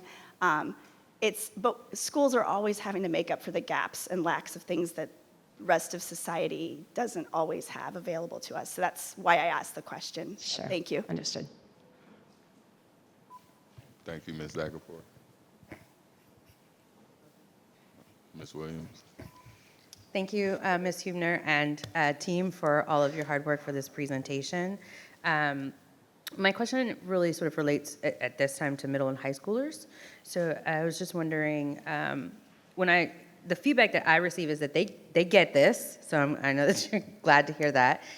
Understood, comprehend, digest it. However, they feel that, or at least what I've received, is that there's not enough information on vapes and it not being socially acceptable. They kind of feel like it's just a thing that's out there, as well as marijuana use, because they see it kind of everywhere. And so I was wondering what sort of new language, vocabulary, what are we doing in sort of an updated way, or how have we updated it? Because I'm not in class with them, and I'm excited to hear that they are paying attention. It's not boring, because that's what I used to hear. This is boring. Mm-hmm. So I understand the message is getting through. I was just wondering, what are we doing new for those two groups? And I see it's mostly in health and physical and PE, right? Are Sure. we doing any sort of companion lessons throughout the year? Like maybe there's a information night, or I'm just curious. Sure. So thank you for the question. As you heard, the goal is to evaluate our current programs, enhance those in the coming years. There's a new resource that's been put out, It Takes One, and that is a lot of great information, lessons that have been provided to schools to evaluate if that's something that we would be able to use. So the resources are being updated all the time, and in particular under the It Takes One initiative. So we will be looking at those resources to do exactly what you talked about. How do we connect with kids at their level, make them understand? You all received an example. Yeah. Hold it up. Yeah, fentanyl awareness. And so we really have some resources that come to us from VDOE. We typically use those resources because those are aligned with what the vision is for teaching the students. But we will definitely keep you informed on those. Thank you. And then my last question is, considering all that's going out in society and the rhetoric and economy and all these things, it tends to, right now we're sort of a negative aspect, I guess you could say, in some areas, depending on who you are. And historically, when we have hard or tough economic times, we see substance abuse rise. So are we doing anything sort of proactive, kind of discussions held in within leadership to acknowledge that that might be coming forth, or are we putting together any plans? Because I know it's not there yet. I'm just asking if we're talking about it, if we're being mindful. That's all.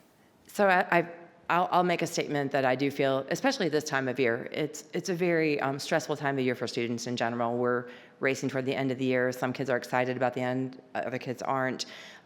We have a lot of resources available in the division, including our Hazel Health. And so we have increased our awareness to parents through our communications out into the public and internally to our administrators. We provided them with that resource that should students need additional help or support. So we're increasing our efforts for awareness in general to support mental health and working individually. Our student support teams are always available to work with students as well. And so there is a raised awareness just in the heightened time that we are. And we did have a significant increase in Hazel Health usage as well. We were only like at around a little over 300, and now we're up above 2,000. Yes, we had a recent push, and our administrators did a great job of really getting that information out to the community, and I anticipate seeing that grow as we move forward. Thank you. I really appreciate that, because I know those mental health and substance abuse go hand in hand, and I appreciate the renewed effort in being mindful, because it's very stressful times, and I can see the difference as a middle school parent now from a lot of the attitudes of the students on even how they interact with each other about substance abuses in the conversation. So I can. Middle schools are talking about it. I think it's working, right, in a positive sense, and getting on each other about how substance abuse, tobacco use, and vapes are not a good thing. I can't say it's across the division, but from what I see. So I really want to congratulate you and your staff. And it's 11 years I've been sitting here. It's the first time I've heard the younger students really get on each other and daily interactions. So thank you, and I appreciate the mindful attitude about where we are. Go ahead, Ms. Lewis. So thank you. I have a question. So from what I see, the substance abuse prevention curriculum ends during 10th grade. However, from my experience as a high schooler myself, as a senior, I see that it is mostly juniors and seniors that are using drugs or illegal substances, and they are the ones who, lead younger students into that same path. Is there any way we can give more resources to our juniors and seniors? We definitely appreciate the feedback, and that's why that data is so important. As you heard the team mention, that we're really working on effectively coding and recognizing when there are trends, and so we can certainly consider that. We do have in our high schools our New Horizon counselors, and so we have resources available when infractions or there is a need, but I appreciate that feedback.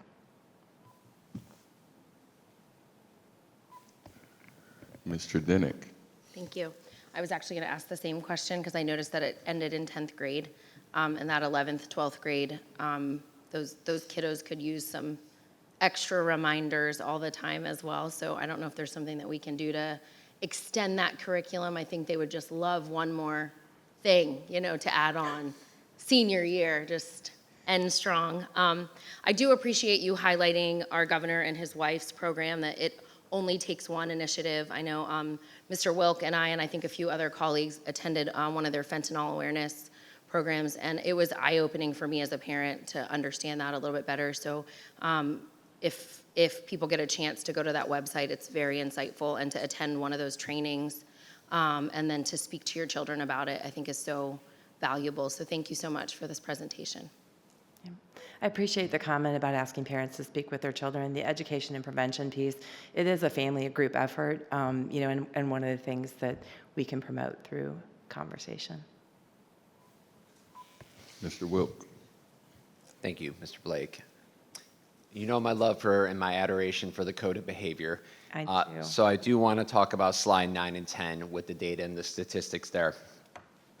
So what concerns me with those numbers is, on the Safe School Advisory Council, and Ms. Donnelly can back me up on this, we were presented preliminary data. You mentioned the pilot program of the vapes. And there were schools that are part of this program where for every month there were hundreds of detections of vaping occurring in the school, in the bathroom or wherever these vape detectors were. Unfortunately, the disparity was when you turned it over and looked at how many times there was an infraction in the code of behavior, it was minuscule.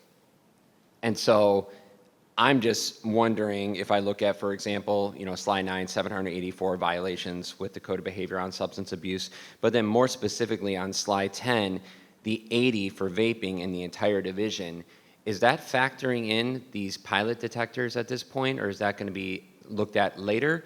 And then my other question with that is, what constitutes an infraction with the code of behavior? So are those, for example, students who get the first level and then they have a detention or something like that for getting caught with the vaping, or is this only for potentially suspensions? So, Mr. Wilk, as you know, and I'll keep reiterating all the great work that's being done on norming our expectations and on the implementation of the code of behavior. I can't speak specifically to the pilot, the vape pilot. That's falls under a different team, but I do know that we have examined that exact data that you're talking about, the frequency, the follow through on the infraction, and what makes an infraction an infraction. So no, it's not necessarily a suspension. It's a code. So when we pull that code, it means that there has been documentation and follow up. It's not correlated with an expulsion or exclusionary discipline, if that was your question. I also just want to add really quickly with the pilot, why we can't necessarily say that there's a direct one-to-one correlation with the data that you see here and the pilot is with the pilot, it's letting you know, we can tell how many times the vape detector may go off, but every time that happens doesn't necessarily mean that the school can specifically identify which student that occurrence may have happened with, and may not rise to the level of them being able to issue an infraction or a discipline because they can't identify the student, right? Especially if you've got multiple students coming in and out of the bathroom at the time when the sensor goes off. And so that's why with the pilot, we're taking that kind of data to make some determinations about how we actually implement this, in more schools, the do's and don'ts, what we learn from it, what kind of guidelines we need to give schools, things of that nature. So the pilot is a learning opportunity for us, and the data that we're collecting doesn't necessarily equate specifically to behavior instances or infractions. Can I ask one more question on the vape sensor? Sure. Is it possible that we get a presentation? I don't want to risk security or anything like that, or give the kids hints on what goes down, but it was a question that was posed to me in the public twice now from parents, because I think there's some confusion about our security. What do we call those again? Evolve, thank you, sorry. Clearly I haven't evolved. Evolve and the vape sensors, and why do we have Evolve, or why are we getting a vape sensor if we have Evolve? The difference between those. I think something very insightful that you said, because I'm also on that committee that Mr. Wilk apparently doesn't see me on, but it's okay. No, I know. But that you talked about how the vape sensors also detect noise and other things, so that could also be part of why the infractions weren't listed. So something like that, possibly getting a presentation on that here, would maybe also help with the public's knowledge on it as well. I think we can, at the conclusion of the pilot, we could do a presentation on what we've learned from the pilot, the data that came out of that, and then kind of dig into some of the explanations that would probably be helpful, as well as how, what role Evolve does and doesn't play with vapes. So that could be a way to address that through the conclusion of the pilot. Typically, when we do a pilot, we do a presentation to the board, so we can do it then. Ms. Wall. Thanks, Mr. Blake. I'm glad to hear this presentation. This is a topic that I've talked about on multiple occasions in past years, and I knew you guys were working on a number of things, and so I've kind of laid off on it. And so it's exciting to hear some of the great things. I'm glad to hear that the additional substance abuse prevention specialist is making a difference, because that's a resource that when we allocate a new position, and we hope that it will make more work possible and better work.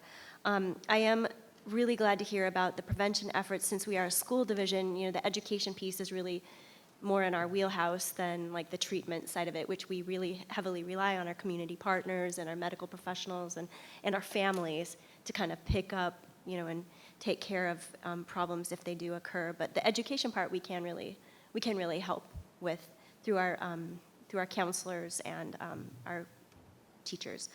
So I was really glad to hear about that. I am pleased about the Stop and Think program and the Stop and Talk program, and the task force. I'm just highlighting a couple of things that I'm really happy about. And I also am pleased to know that we are doing a vape detector program, and I do look forward to hearing more about that, because that is also something that I talked about a number of years ago when I said bathrooms was one of my biggest concerns, and it was the vaping in the bathrooms. When I talk to students, or when students reach out to me, they tell me that the bathrooms are still a problem. That's a place where things happen that they shouldn't be happening. Like, kids will go to places like that to, abuse drugs. And it makes the kids who are not doing those things uncomfortable, and rightfully so, because we want our schools to be drug-free, and that's what we say, but then when they aren't, it's a problem. And so I really am pleased with the effort and the focus to try to clamp down on this problem, because it is a society problem, and as we know, what happens in society does affect our kids. What's happening in our families and our communities, it does affect our kids and their ability to come present to school ready to learn. Yes. Which is our goal, is to help them learn. But if they're, high or whatever, thinking about their next hit, then they're not focused on learning, and they can't learn. They can't learn. So it is really important what you guys are doing, and I wanted to just thank you, every single one of you who are working on this problem. Well, it's not like our direct, we're an educational institution, and this is like sort of a side thing, but it is important because it does help our children. Hopefully we can keep more of them from falling off the cliff into the drug abuse world. We can keep them up safe, with the fence. I did have a question on the Stop and Think program. You said may refer, and then it's a virtual, and then I'm assuming it's generally voluntary because the data showed that we refer kids, but not all of the kids participate in it. And so my question would be, maybe we could look into making it mandatory in order to, come come back to school or something. I'm not sure. I'm thinking just off the top of my head, but in some way a little bit more compulsory so that they need to go through it and that the parents maybe need to go through it. I know that's controversial, but it sounds like for those kids that do it, it is helpful. And I also wonder if I know virtual is easy and awesome, but maybe we could pilot an in-person conversation with a kid, like a face-to-face, eyeball to eyeball. Let's talk about the content that's in the stop and think and see if that's even more effective. Just throwing that out there. But I think, you have an adult looking eye to eye with a kid who has a problem, and they're saying, I care about you and I really think this is important and I want you to listen to me because your future's on the line. That may be even more effective than like a virtual click through it kind of thing. So that's just my feedback. But anyway, I just wanted to say thank you for all you guys are doing. Thank you, Ms. Wall. Okay, and I have a few remarks. I just want to acknowledge Prince William County Schools for its multifaceted and proactive approach to this substance abuse prevention. And what's most striking in this presentation to me is the division's recognizing that discipline alone is not enough, and you need education, family engagement, and compassion must work hand in hand with policy. So I strongly support, like Ms. Wall, I strongly support the continuation and expansion of the Stop and Think and the Stop and Talk programs, like the suggestions you made. And these provide not just intervention, but education with dignity, offering students and family, tools to recover, reflect, and grow. So the increases in violations, between the 2023 and 24 and 2024 and 25 year, particularly regarding the marijuana and vaping, is concerning and should serve as a call to intensify community-wide prevention strategies. So as a community, we should all be, having our eyes open for this. And I also appreciate the data analysis and the division's emphasis on early prevention, including grade-appropriate curriculum, starting as early as kindergarten. So I really appreciate that. And finally, I just want to thank Ms. Huebner, Dr. Goodwin, Ms. McLaren, and Ms. Henry for your leadership in this space. And your team's work reflects an unwilling commitment to student wellness, family partnership, and prevention with purpose. And we all appreciate it. And I know I'm proud of the direction we are taking, and I remain committed to strengthening this work in partnership with our community. So thank you, and keep up the good work. I had one PS. No. I echo the thoughts of our student representative about juniors and seniors. I know PE curriculum ends in this sophomore year, but a lot of juniors and seniors, they're kind of stretching their wings and they're feeling invincible. And also, as seniors, they prepare to go off to college or military or careers. They leave home. That's kind of a time when it might be good to come up with a way, I don't know how you would do it, but a way to talk about these issues in a more serious way with kids and just kind of touch base on it, as you move out on your own. I mean, there's a lot of those. Parents should be having these conversations with their kids, but it doesn't hurt as an educational institution to maybe extend that into those junior and senior years when there is a lot of potential for abuse because there's a lot more independence and there's a lot of invincibility and, people, they feel like they're eternal. Nothing's going to ever hit them. And so I think, and plus just cognitively, and there's more awareness and more decision-making ability. So I like that idea. I think that's important. Like maybe we should explore that. I would second that idea. Thank you, and definitely it is the goal. And as I mentioned, earlier, with that second position, we are able to increase our collaboration. And Lieutenant Mercer is here. She's done some education in buildings, so we don't just limit it to health and PE. I know we emphasize those lessons, but it's a comprehensive approach to educating kids, meeting kids where they are, having them be interested in hearing and receiving the information through our counseling teams, our social workers, and so that feedback is appreciated, and we definitely will look at doing that. Ms. Williams, one more question. Thank you. Last question. I just forgot to ask. I know at one time we were hosting programs in the evening for parents and guardians on what substance abuse indicators look like in your home, like what container someone could store something in or candy and things like that. But it was by request from the school itself. I just haven't heard or really looked for that this year. Is that something that we're continuing to do? Because I went to one last year, I believe, and it was extremely helpful. There was like a display bedroom set up. Sure. And I hear a lot of things, and I learned a lot from that presentation as a parent. So I was just wondering if that's a program that we're continuing to do, or if we've sort of modified it to be electronic, so you could click through slides. I don't know. I'm going to reply. I'm going to give my team permission to correct me if I'm wrong. That is a program that we partner. Heather Martinson with Community Services Board is the person who is involved in that.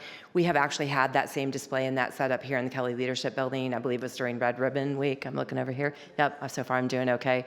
So that is something that we partner with our community resources with in order to do that. So it's certainly something that we can help schools be aware of and work with PTOs or parent teams to request for that. But that is something from the community. That's not a Prince William County initiative. It's just something that we partner with them. Okay, thank you. It seemed very school.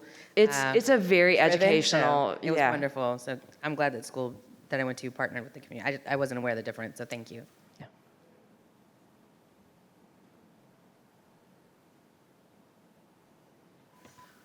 Thank you, Dr. McDade. All right, tonight we have 2 committee updates from Ms. Wall and Ms. Zagapur. We will begin with Ms. Wall, who will provide an update on the School Health Advisory Board. Thank you, Mr. Blake. I attended the School Health Advisory Board on April 11th here at the KLC, and Mr. Wilk attended with me. It was a very good meeting. One of the things we heard was a vaccine clinic update, and this is a great partnership with a number of community providers that help offer vaccines to kids for the state mandated vaccines. So we got some update on that.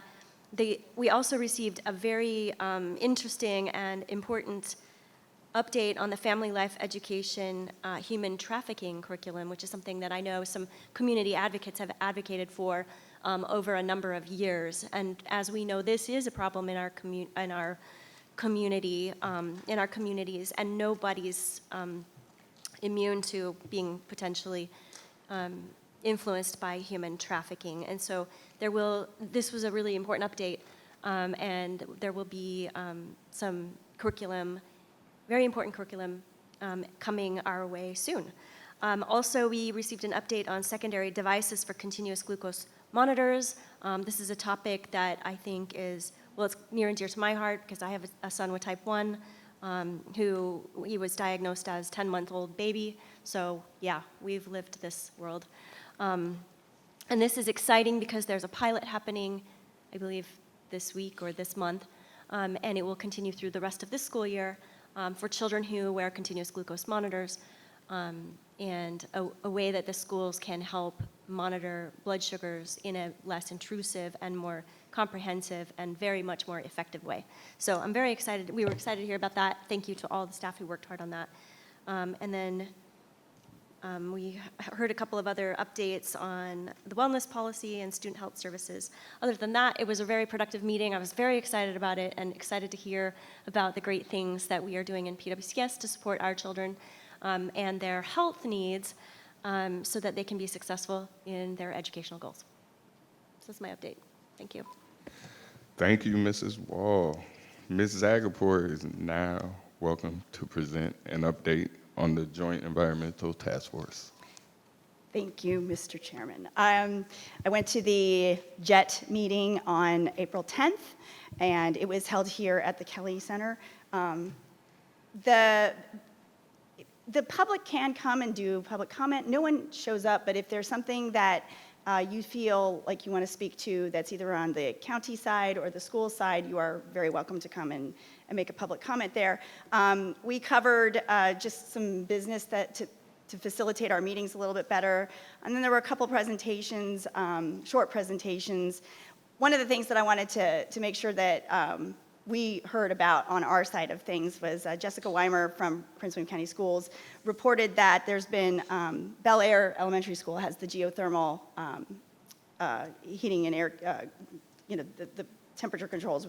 Anyway, there's a 70% reduction already in energy costs, and I thought that was outstanding because it was just became operational recently.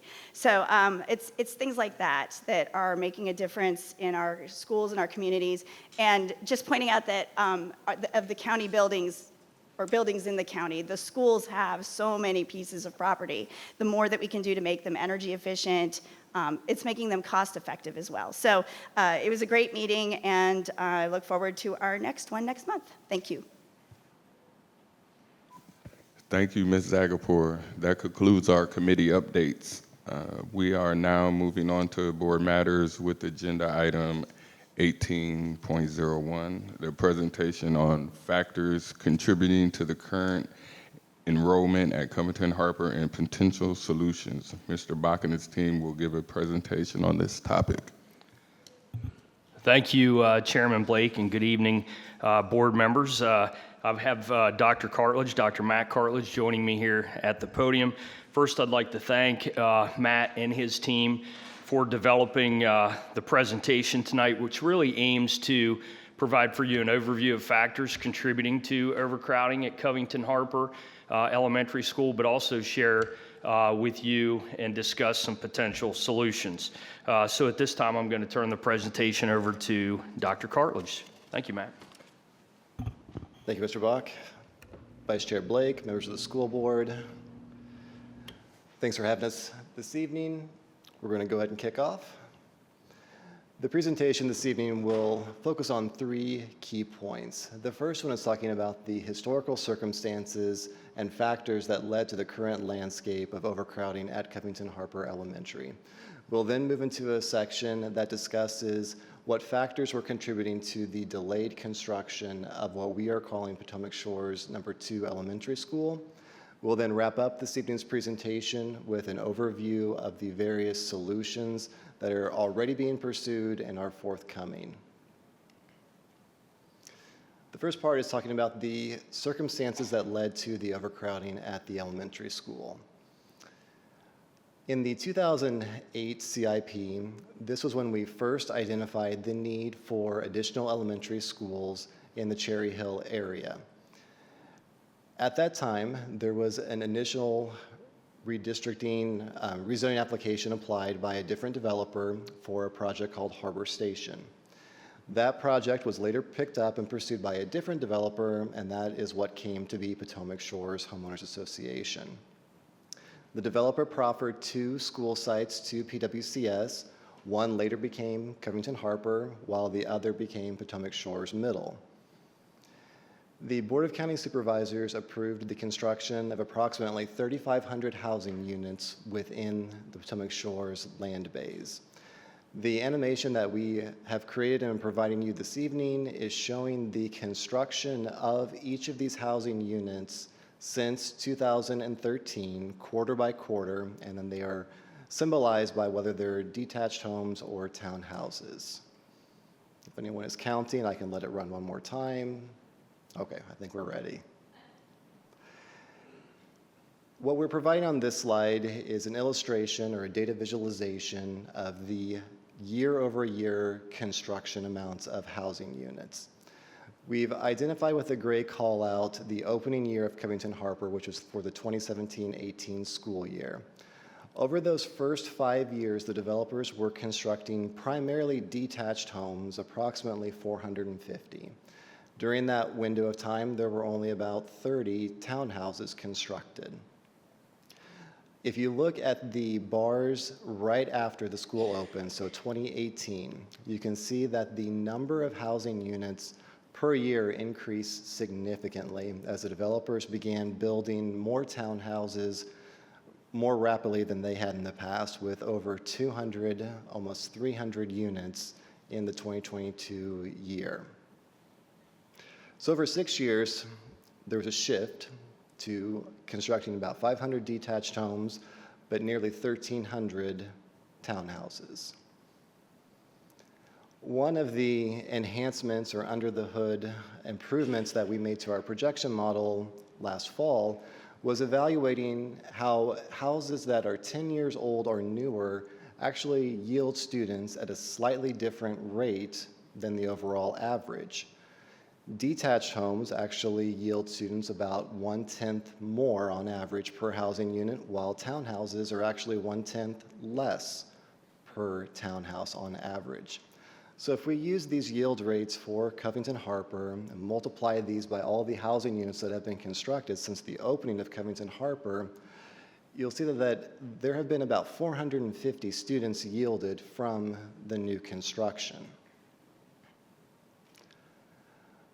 Now we'll bring into light why that number matters. When we opened Covington Harper in 2017, the school opened at about 75% of capacity and had roughly 280 seats unassigned or available. If we fast forward to the current school year, you can see that we no longer have a surplus, we're at a deficit, we're 200 plus seats above capacity, but the delta between when we opened and now is very similar to these 450 students that are yielded from new construction. As we look into the future, we anticipate about 100 more students coming from new construction, coming to Covington Harper, and that would be by 26-27. So 26-27 is the last year that we would anticipate overcrowding at this school, as the Potomac Shores No. 2 elementary school is scheduled to open for the 27-28 year. We're going to focus on the portable classrooms that are being leveraged at the school to provide temporary overcrowding relief. If we look at the top 5 schools in PWCS this school year with portable classrooms, you'll see Freedom is the most with 12. We also have 12 at the Noakesville School. 9 are allocated for elementary, 3 are allocated for middle. Colgan has 10, Enterprise Elementary has 10, and then there are multiple that are at 8. Covington Harper is one of those. If we look in recent history at elementary schools alone that had a significant number of portable classrooms, Potomac View for the 16-17 school year had 14, while Neabsco had 12 for the 17-18 school year. As we look ahead with these 100 additional students, we estimate or project the need for possibly 5 additional portable classrooms between this school year and the 26-27 school year. Now we're going to pivot into a conversation about the factors that contributed to the delay of Potomac Shores No. 2. In the 1625 CIP, an elementary school was identified as a future need in the Cherry Hill area. At this point in time, the scheduled opening was for the 21 school year. Land was needed, as if you recall from the earlier part of the conversation, the developer proffered us 2 sites. Those became Covington Harper, the other Potomac Shores Middle. So we needed to secure an additional 3rd site, either through proffer or through purchasing. As we move into the discussion of the delays, the first delay actually occurred during the 1928 CIP. This pushed the school back 2 years to the 23-24 school year, and land acquisition was the chief contributing factor. For the 22 through 31 CIP, this was the second delay, an additional 1 year. The property acquisition was actually reaching final settlement, and the absence of a site before that CIP is what contributed to that 1 year delay. The third delay was for 2 years. This pushed us back to the 26-27 school year. The factors at this point were largely out of the hands of PWCS. There was limited progress by the developer on the site preparation, so these includes things like grading, utilities, infrastructure like the roads that would go to the site of the school.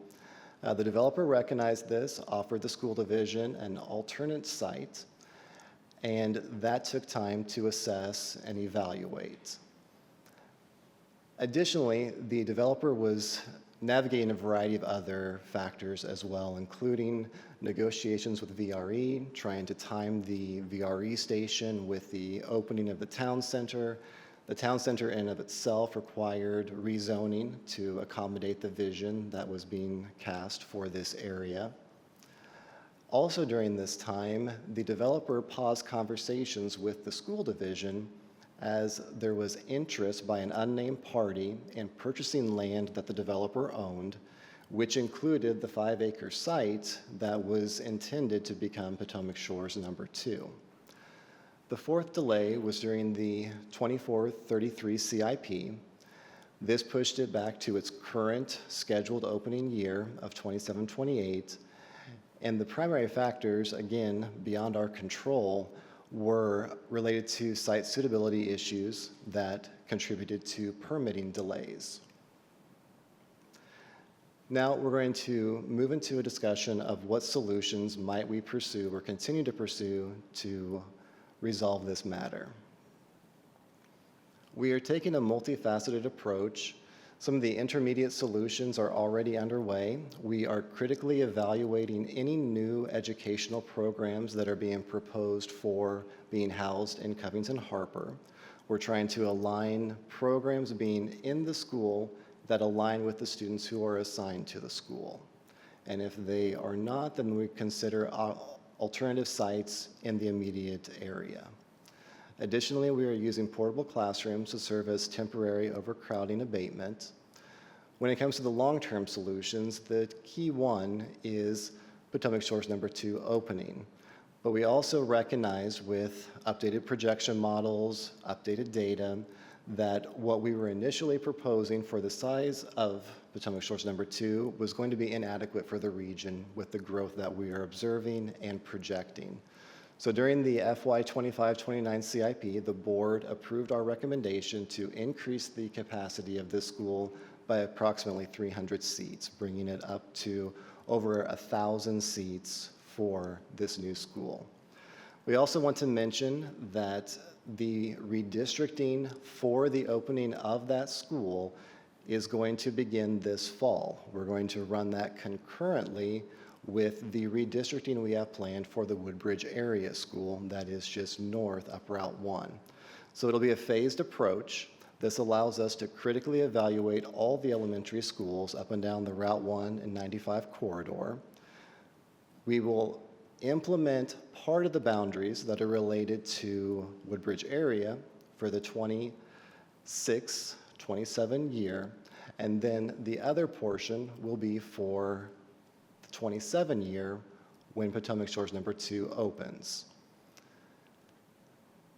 I want to mention that we recognize, we've heard from the community members, we've heard from the board members, we would want redistricting now. And what I want to bring to our awareness is that, as the speaker mentioned earlier, the board adopted an updated policy, a routine update, like we do every 5 years for redistricting. They updated it in October, and one of the elements in there is talking about the capacity utilization of schools.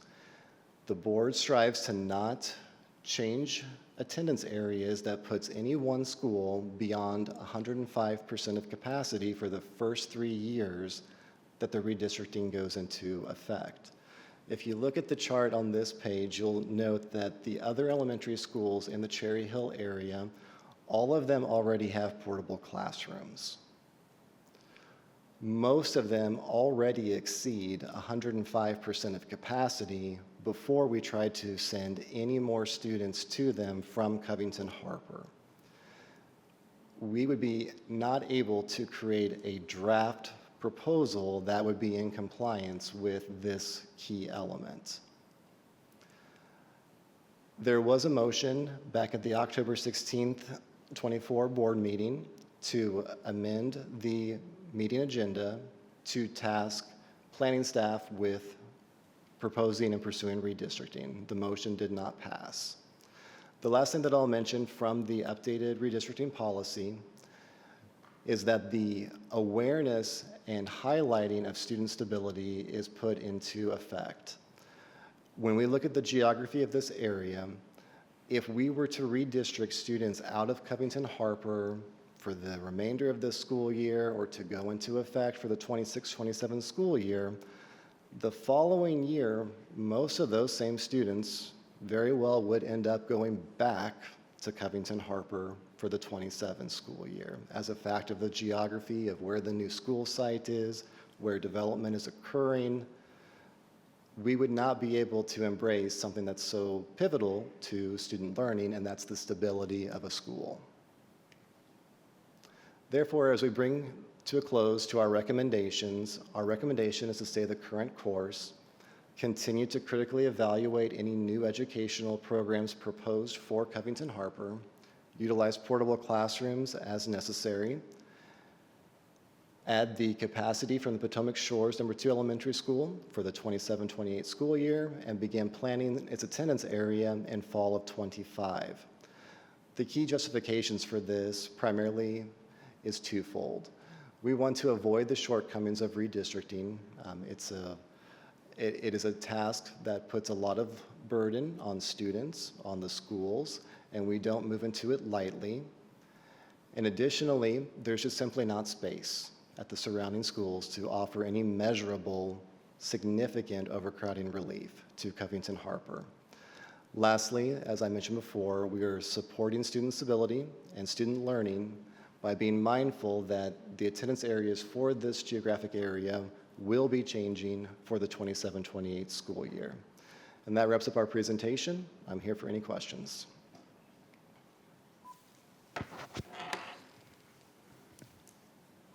Mr. Wall. Okay. Wilkes.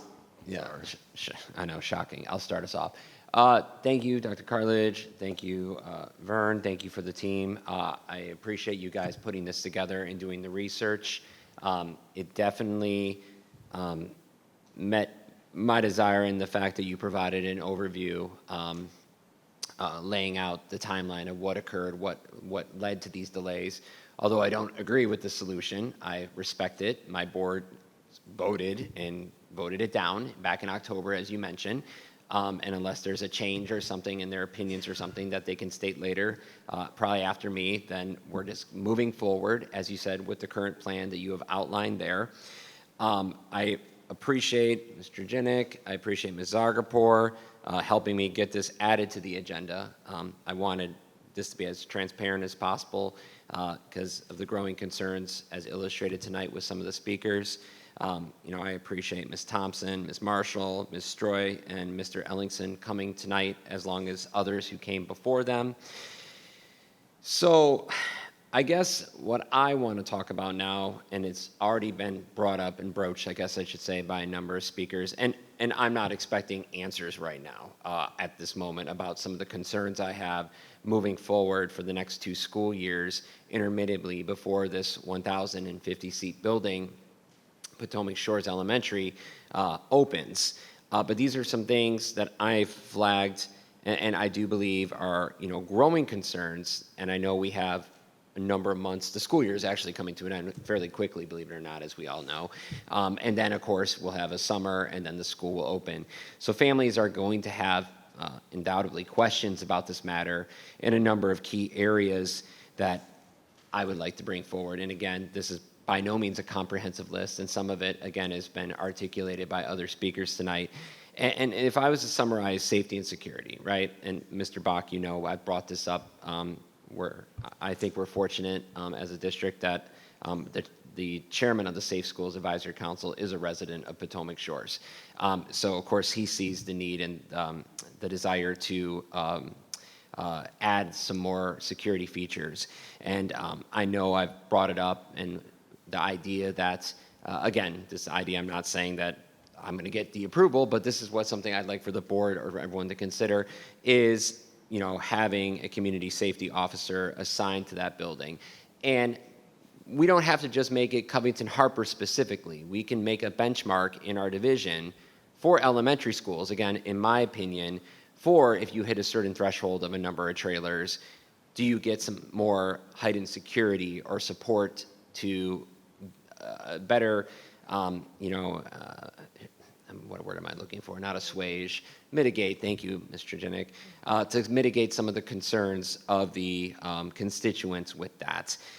So that would be an extra layer of protection I would love to see, and if my colleagues do not support the redistricting immediately for the next school year, this is something to consider as we expand the capacity of that building and add more trailers. Another item that was broached by Ms. Stroy, and in full transparency, 3 weeks ago, she and her family met with me at Panera. I heard this story from her, what she mentioned tonight during her citizen comment time, and some of the frustration that she is experiencing with bullying. As the number of students continues to exceed capacity, I continue to fear about the capacity and the ability for administration to be able to tackle the rising number of disciplinary issues. And this maybe, again, is not necessarily just Covington Harper specific, but what I'm looking at is a school that has really the enrollment of a middle school. It's actually larger than Grant Park. The enrollment of larger than some of my middle schools. And again, I would like to hopefully look at, if we're going this route, analyzing and seeing that if only 2 assistant principals is enough to support the disciplinary measures and the enforcement of that in the building. Lunch and transition times have already been brought up. Ms. Marshall mentioned about how lunch does start at 10:40 a.m., and that is true. Of course, I have concerns about how that's going to work with the scheduling and ensuring that instructional time is not lost, and all these kids are going to be able to go in, not just for lunch, but also breakfast in the morning, and to ensure they have everything they need. I understand we do follow as a division the student per teacher ratio, or I forget the acronym, but we follow that procedure. My concern, though, is bandwidth on things such as cafeteria staff, such as janitorial staff, things like that nature that come up as a result of this increased number of students going through the school on a daily basis. Encore and special classes, when I was asked by, I believe, a newspaper reporter about the 13 trailers, I was speculative about that because, not questioning your data about that and your numbers, what I'm looking at potentially is, okay, so 13 trailers, but what about how do we add specials? How do we provide that additional support without adding additional trailers?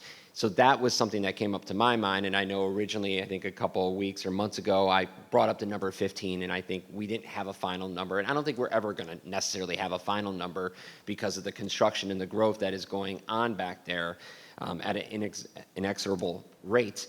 But I do believe we have to look at potentially more than 13 trailers. But again, that is all something I know a principal makes a decision on based off their numbers and projections and things like that. I just look at that as a concern, especially, again, with the transitions to and from the building. I also look at that with those projections and saying, right now we have a system in place with someone equipped with like the walkie-talkie and connected with the system, and for safety and security, I acknowledge that. But again, increased number of students, increased crossing, the courtyard, having to be led into the building, bathroom breaks, early dismissals, late arrivals, these different things that are potentially going to impact instructional time. Those are, again, further concerns of mine.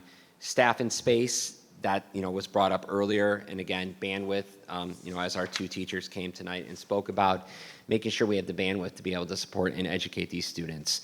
So those are some. Again, this is not a comprehensive list, and I know other speakers can or will come in the future and bring forward additional topics.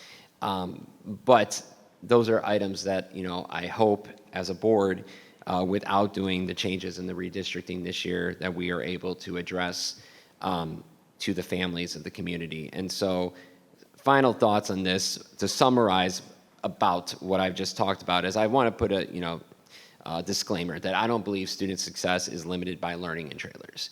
I had a trailer when I was in school in Michigan. My son was in a trailer at Swans Creek Elementary. I don't believe the quality of education diminishes inside a trailer in a classroom. That's not my concern. My concern, as you heard, is a plethora of other issues. So I want to put that out there originally. And high-quality teachers are there now. They're doing the best that they can. We have some outstanding educators in that building, as we do in all of our schools, in Prince William County. I want to also mention, Mr. Jesse highlighted earlier this year, Covington Harper has received strong recognition for SOL scores. So it is a top-performing school, despite what we've talked about here. And so again, my concern, I think we have things in place right now for the present. I would like to obviously see major improvements, but my concern is for the future. What are we looking at the next intermediate years between the two? I don't have the support and the votes to change that. So what can we do as a system and a board to assure our parents to mitigate any other issues that may come up as a result of this? And again, I'm not asking for immediate answers. These are just concerns and thoughts, kind of where we're at with the presentation. So again, I thank the division for putting on the presentation. I think one of the most glaring slides is slide 10, where we see all the delays. And I would encourage people to dig in a little bit more about the unnamed party that caused a 2-year delay. This building was set, as you showed the projections, 2021, and that would have alleviated the overcrowding immediately. But the delays that were compounded year after year after year caused the delay in this opening of the school. And as division, a lot of this I know preceded this administration, and this is what, in a sense, you guys inherited exactly. So we're doing the best we can in that regard. But that, again, that amongst other slides and the data that we're showing with the overcrowding, that was pretty glaring to me. And I would encourage people to do some research on that item. But that is where I'm at. So unless something changes, those are, again, my concerns moving forward. And I appreciate the division's time putting this together. This will also be my board matters, don't worry. So I will not need my 4 minutes at the end of this. So thank you. Mr. Wilk, thank you. We hear your concerns. I've noted those, and I appreciate your concerns. Thank you. Thank you, Mr. Wilk. Ms. Williams. Thank you. I want to thank the division for putting together this pretty comprehensive presentation. I want to start with just saying that we have had a plan in place for this issue for years. It is not new to the division. It is not new to any of the board members that have been here for a while. I just want to make sure that I reiterate that as much as possible, because there seems to be this sort of sense of misinformation in the public that we are not aware, we have not been working on this. And I'm glad that that was highlighted in this presentation. I think one of the things that there's a lot of information around is how challenging it can be for the division to acquire land and to plan for a new school site. As someone who has served on this board almost since the first year I got on and been involved in land acquisition and finding new sites for schools, and as the district, Woodbridge District is getting its first brand new ever school in well over 2 decades. This is an issue that's near and dear to my heart, as well as boundary issues. Sat through many of those. I understand the importance of the cohesiveness of keeping a school community together and how much trauma it can cause, especially for our young ones, when we redistrict or reboundary within a certain amount of time. I believe one of our policies is we don't do within 3 years, because in my district, I've had to put the kibosh on that several times under the previous administration. My district, I also understand, as well as working with our former school board member, Ms. Jessie, about trailers and trailer issues. I've always had trailers at my schools. It's never not been a trailer situation. I can say that that is something that this board has been especially sensitive to over the years. There's mixed bags and feelings from staff and students on whether they like trailers or not. And I understand the complexity of Covington Harper, the distance is a little bit longer than at typical elementary school sites for the students to come in and out. I want to stop right here and ask a question about that. At one time, we had trailers where students could utilize the restroom outdoor in the trailers. Is that still an option that's available now? That is an option, and that's a note I've made to investigate an option for a trailer restroom at that location. Okay, thanks. Because I've been in one of those. They're nice. Way better than porta potties and concerts, and sometimes even nicer than the ones in the inside of the building, because they don't get as much use. But I think that that's important, because our youngest learners often don't have the longest legs. So I hear the concerns from the staff. But I do want the public to know that our staff is amazing. And this is not an issue that is new to them either in the instructional time or the safety concerns. I remember a few years ago, Marumsco Hills had over 10 trailers, and there was just not enough space because I sat up here and was very vocal about emergency drills. And that's an older, smaller school. So there wasn't even enough room if they did a tornado drill to house all of the students and the staff at one time. And we've since resolved that issue. So I know that we have extremely capable staff on our side to help work through this. I understand as a parent too, because both of my students have been at schools with trailers, how difficult it can be. But there are also some good things that come from that as well. But I just want for the public to understand that the beginning of that Route 1 top of the Potomac District, Cherry Hill area, all the way up to North Route 1, almost every single school is over capacity. There really isn't a place to put students.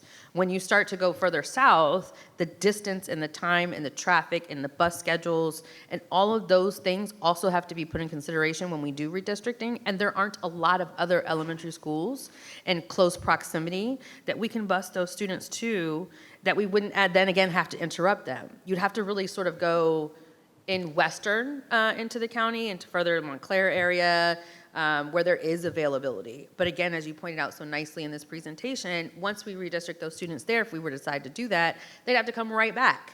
And then you're talking about a loss of instructional time because of the longer bus times it would take for the students to get there. You're also talking about impact to families' abilities to participate in programming within the school for their students and to be involved. So I am very empathetic and sympathetic to our Covington Harper families. As a parent, I have experienced some of that myself with my student in school. But what I can say is we do have amazing staff. We have great SOL scores. We have great programs at our schools. And it has always been the case. Featherstone at one time, I love the school, completely biased, but has been an award-winning school for several years now. Good SOL scores last year. One of those schools, a significant amount of trailers. Leading the way on having attendance and some other awards. So while this is more than uncomfortable for those students and our staff members of being a little bit overcrowded, the main goal of educating our students and learning and growing, I know is continuing to happen. I just want to make sure that I heard you clearly when you're talking about new programmatics, that we're not taking away anything from the students and the families that are currently at the division, at that school, correct? That's correct. And we have no intention to do so, correct? Correct. Okay. And the other thing that I want to bring up too is the lunch transition times. I'm pretty sure almost all of our elementary schools, our lunch starts around 10:30, 10:45, correct? That's accurate. Yeah, because I had when I remember when my youngest, there's a 12-year gap when they started elementary school again. I was like, what, you're eating lunch at 10? What is going on? We do have second chance breakfast and other resources available for our students if they're hungry after that. But I know that we can't do any additional adding of classrooms and such like that to Covington Harper at this time because there isn't the land space too as well, correct? That's correct. And we wouldn't be able to accomplish that within the time frame before we start redistricting? That's correct. Okay. Because the other thing I want our listening community and the public to understand is how long it takes to build something. Even with my new elementary school coming in, that's also been delayed and due to site issues, correct? I believe that's the issue, one of the issues, right? And so I can tell you, after serving, and our director of facilities could probably also agree. I'm a pain in the butt when it comes to these kinds of things. It's also something that I enjoy, but Dr. Cartledge can tell you too. I'm in there when it comes to where we're putting students, how long it's going to take the buses to get there. Are we adhering to the laws and regulations that we have to for students in a building where we bus them? Are we communicating well enough with the community and the family and educating them on all of the moving parts in this process? And are we being equitable? Because that's another very important thing. It is not a slow, it's not a fast track. Anytime you want to move students Anytime you want to build a new building, you want to put an addition on, we have to work with developers, county, the public, the parents, the families. Sometimes it can even speak to, in the case of my new elementary school, we have done all the things correct. You dig a hole and find a surprise that wasn't even on the county's development records. So it's not an easy thing, and nobody likes an overcrowded school. So I understand that, but I just want our public to be very clear on the fact that we are aware that it is overcrowded. We knew this was coming, and we have been doing everything we can for several years to ensure that the overcrowding period was temporary, that we had mitigation plans going back in our CIP several years, which speaks to the fact that we knew that this was an upcoming issue and that we plan to do our best to resolve it. We can't control when other parties are interested in a land site. We can't control if you find a surprise during construction.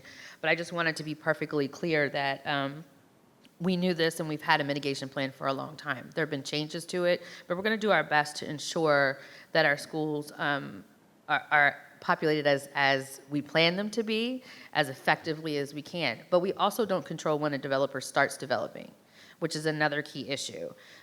We've experienced that, or I've experienced that in Belmont Bay. We've had a couple of times where we've had developers go, oh, we're gonna start to build houses.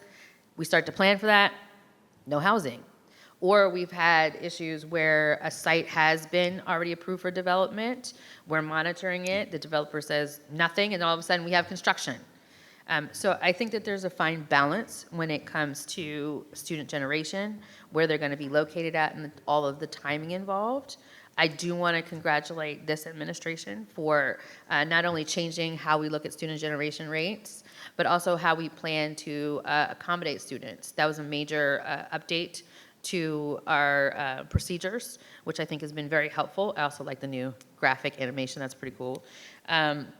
When it comes to extra security, could you tell me, Mr. Bach, what we have currently in our elementary schools for security?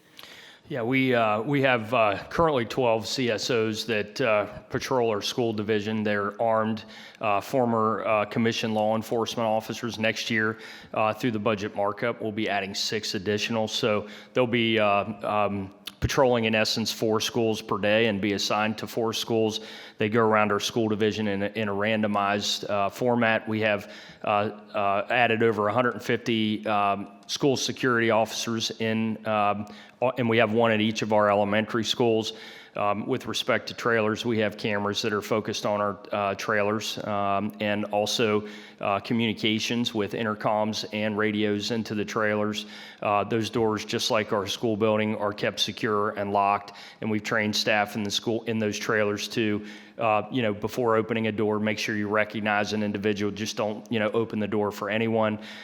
So I think we have a lot of different safety and security measures that we've implemented at the elementary level to accommodate the trailers. Do we have armed security officers at our elementary schools? We do. We have the CSOs that I mentioned, going to 18 next year, that patrol our elementary schools. Okay, and do you, I'm not sure if you know the exact time, I know it's a pretty short time period from response for the police division to arrive on site? I don't have No, you response times, but I know it's very quick. Because I remember at one point, no matter where we were in the county, I think it was like under 5 minutes. It's very quick. So it's Yeah. very quick, and that school's also very relatively close to the Eastern District Police Station as well. That's correct. Do we have any, with the cameras you say, I don't want to go into detail, but they not only monitor the trailers, I'm sure, but as well as the grounds around? Oh, yes, ma'am. Okay. Multiple cameras around each campus. Because that's inside and something I've always been outside. concerned about, but I know Covington Harper does not back up into any wooded areas, so it's a pretty open line of sight as well. Correct. Okay, I just wanted to make sure, because I have a lot of schools where there's nothing but tree lines back there, and trailers, so I heard a lot of comments from our families about that. And I just wanted to be clear, when we do the redistricting plan, it's going to involve for Covington Harper and the new elementary school.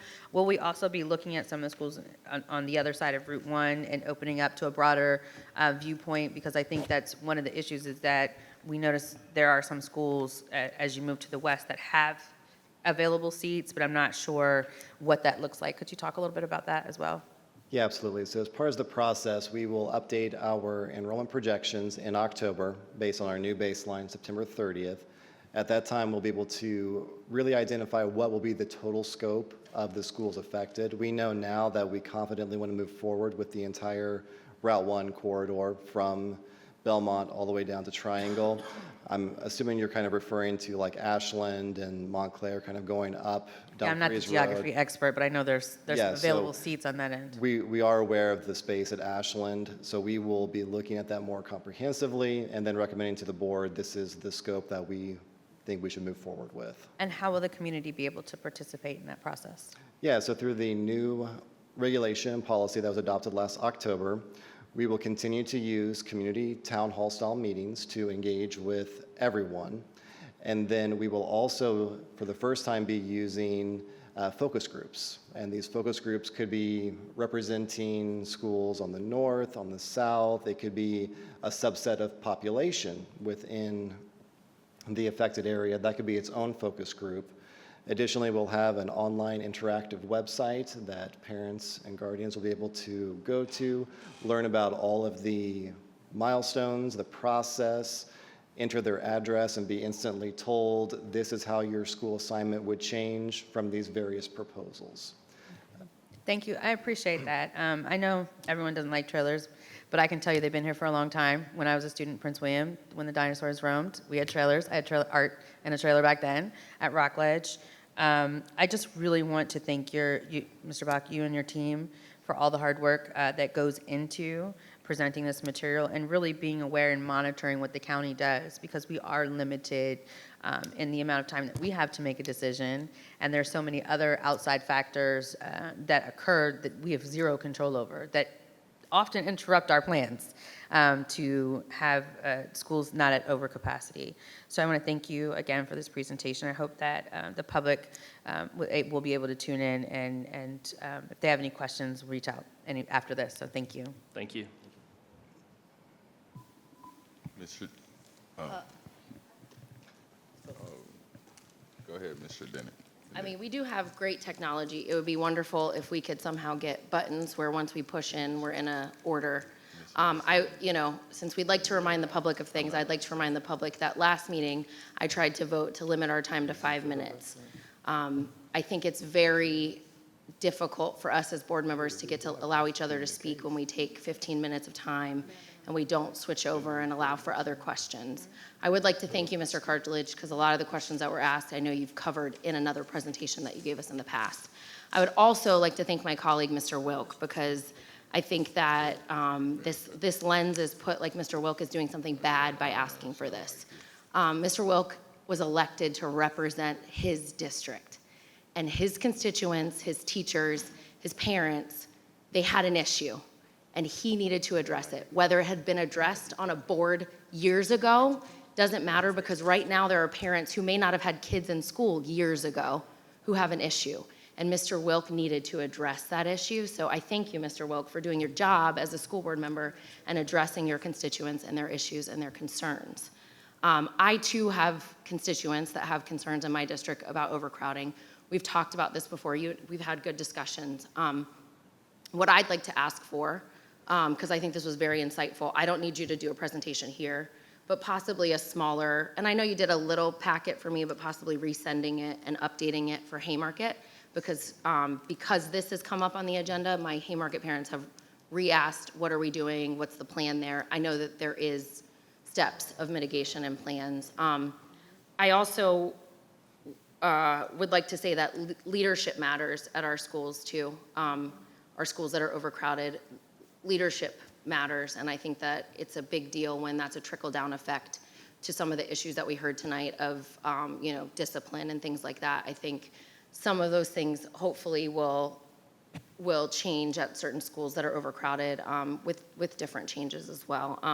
And I know I've seen that firsthand and appreciate that. So, but I do feel strongly for our Covington Harper families, the parents that came and spoke tonight.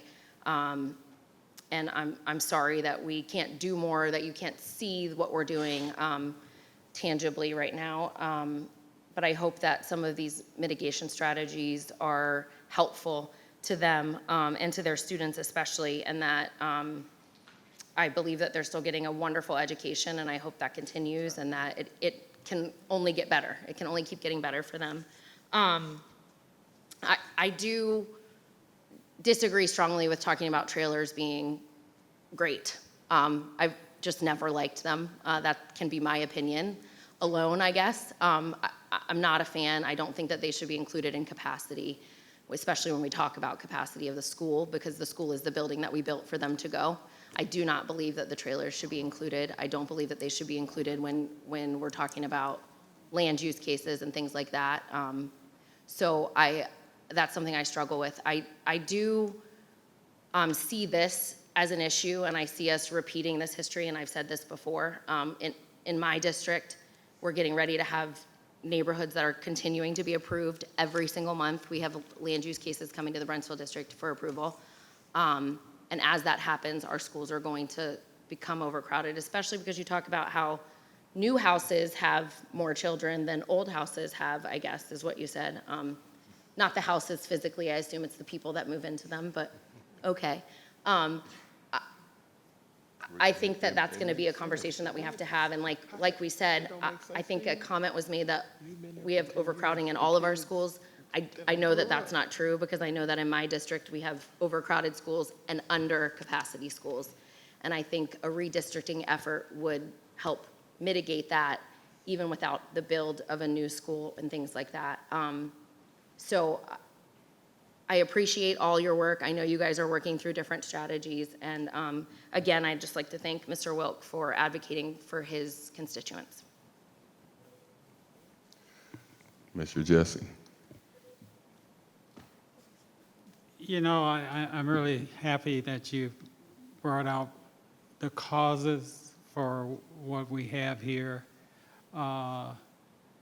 It's a very delicate situation. Humans, parents, people who buy the homes, you know, they were probably told about the problem with the school being overcrowded, but they bought the home anyway. The developer, what I would hope, but I know it's not going to happen, that the parents get really ticked off at the developers, because that's where the problem lies. But that's not going to happen. They're going to get ticked off at us. And it's not necessarily fair. We're doing the best we can, but that's just the reality. So we have to deal with it. But again, we got a real, can't use the word I want to, from the developers. And that person or the persons are making money now. And they're not doing anything to say, let's help get something with our school system. They're just making money, selling the houses as fast as they can. I think Mr. Wilkes gave some excellent ideas that we need. I do agree with my colleague to the left here that we should not, and I hope we are not counting trailers as far as the capacity of the school. So that I hope. But, you know, it's just, again, we need to, the other thing I think, and I'll end here, I believe, and correct me if I'm wrong, if a school is a Title I school, the amount of students that they have is limited by the capacity of the building, and also if you have trailers. But is that correct? I think you might be mentioning the Virginia kindergarten through third grade class size reduction grant that some of the schools utilize as a function of when they qualify based on the number of free lunches. That would then invoke reduced class sizes for grades K through 3. And as long as they're in compliance with keeping the class sizes for those 4 grades under what the grant outlines, the limiting factor to your point is, are there enough classrooms to make those class sizes upheld? Okay. So Title I isn't necessarily directly related to that. It's more the Virginia K-3 class size reduction grant. but some of our schools are using those grants, and that's the issue, and we don't want to give up the grants. Correct. So again, thank you for doing this. Actually, I would like for you to have beaten up on the developer a little bit more, but you did a reasonably good job. Thank you. And if Mr. Cartledge could just address the trailers incapacity of buildings, I'd like him to do that. Yeah, thank you. To Ms. Tredinnick's point and Mr. Jesse's point, when we receive a rezoning application from the county government asking for an impact statement, if the developer has identified the school's capacity inclusive of trailers, we flag that as an issue. Our impact statements that we deliver to the planning department, which then goes to the planning commission and the BOCS, those impact statements only provide an assessment on the physical building itself. No portable classrooms are ever included in those assessments.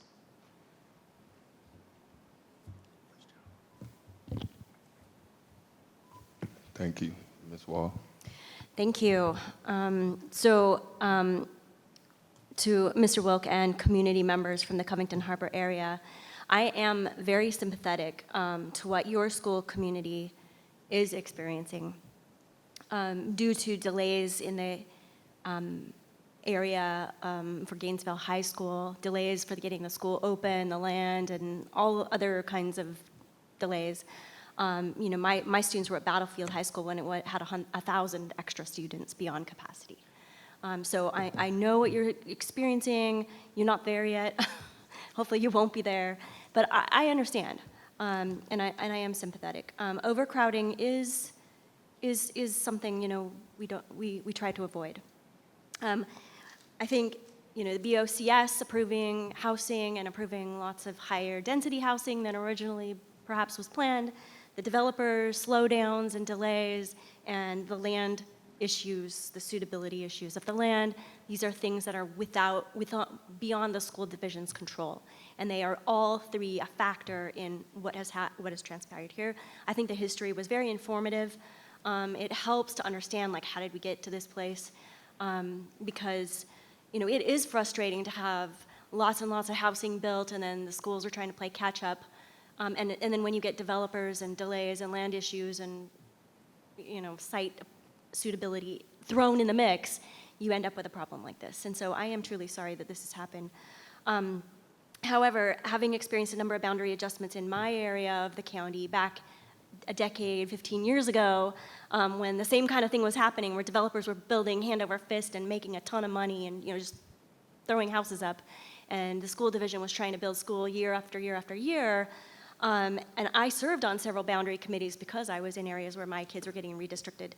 I know that one thing people really do not like is getting moved out of a school that they're happy with.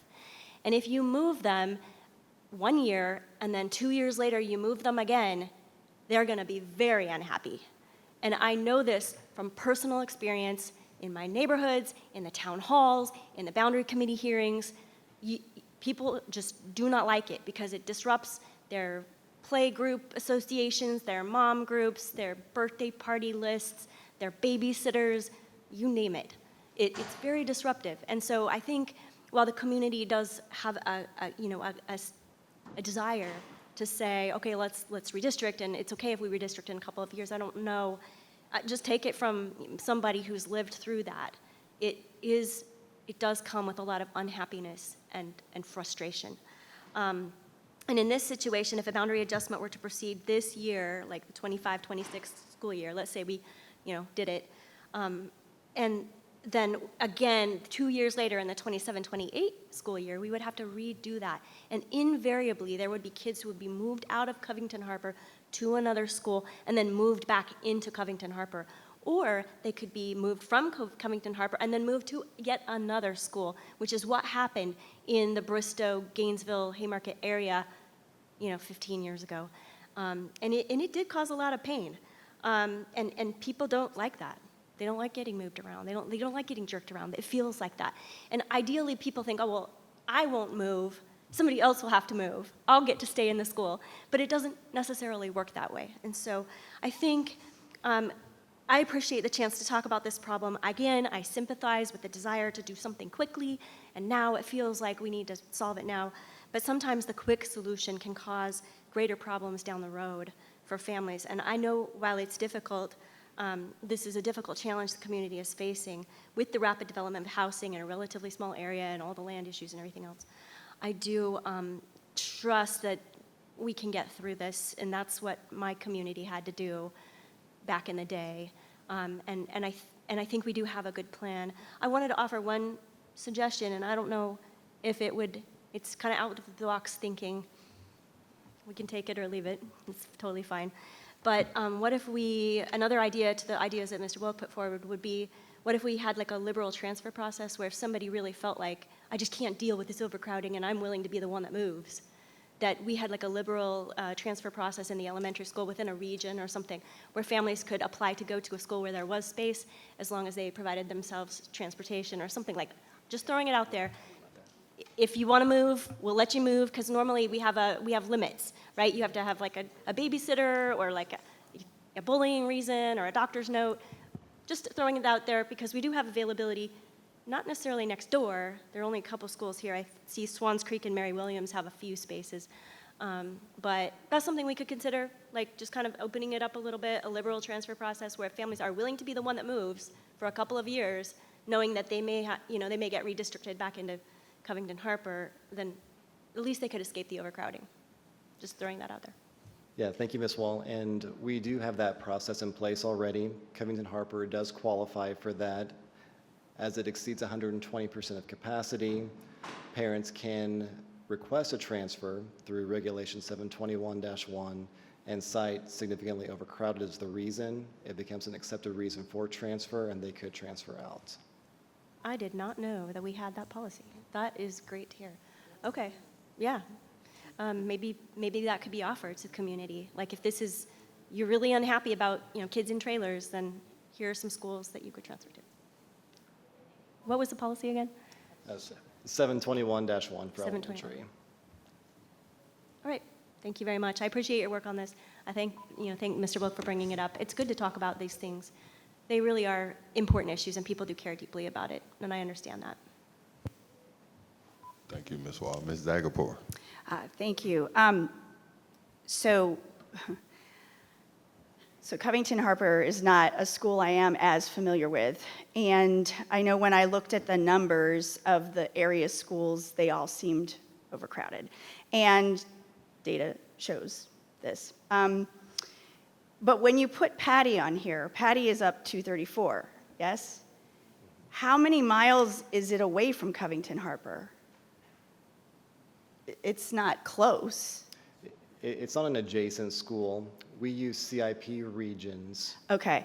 And the theory behind that is that if they are in the same elementary CIP region, then through redistricting, a cascading effect, those schools are close enough in proximity. Okay, because the one thing that I've had to do as a board member was when we built the new elementary school in Manassas, and 3 of my schools were affected. None of my kids were going to go to the new school, and I get they were trying to move kids out of a crowded school and sort of spread it out, and families were upset about that. They were happy in their school as it was. My concern, and this is my concern for a lot of pockets in this county, particularly down on the Route 1 corridor, Mr. Wilkes district, Ms. Tregenik's district, and this is going to be some tough conversations, I believe, because we have schools that are so overcrowded, and I'm looking at this Patty Elementary, and I'm thinking, but there's Henderson nearby, there's Ashland, I have Kyle Wilson, which has got a ton of kids in it, and you'd have to shift these populations all around, and you get to, as you kind of push into different territory, I feel like that's what's going to end up happening in some of these very, very densely populated places. And I am worried about Brentsville, because that sounds like one that's just going to, it's going to happen. So I don't have a solution. I just want to offer up that this is not as easy as it would appear. And echoing a lot of what Ms. Wall had said, there's a lot of other things to be considering. So thank you. I don't know if you have a response or anything, but or if you have a great idea and you're just like, I was waiting for someone to open that door.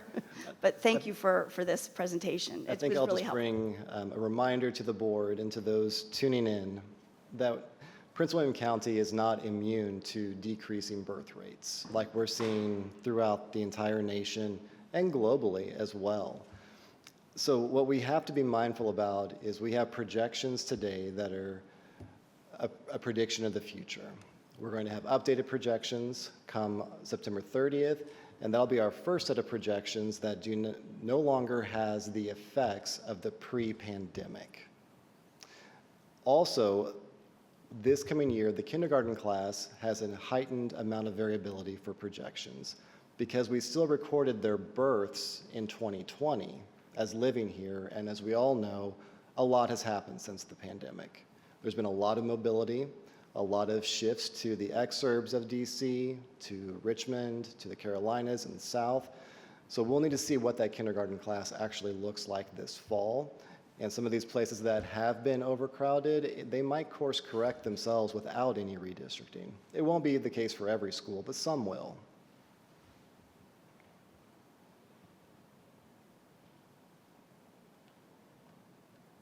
Okay, thank you. Thank you very much. Yeah, just thank you for that detailed analysis and the responsible approach to problem solving. I just think this kind of I think it's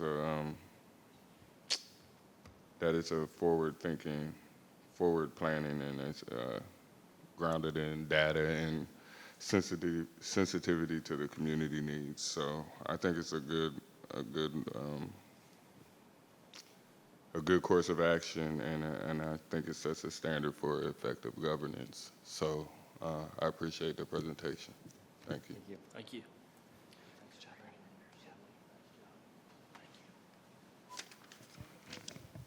On to board matters.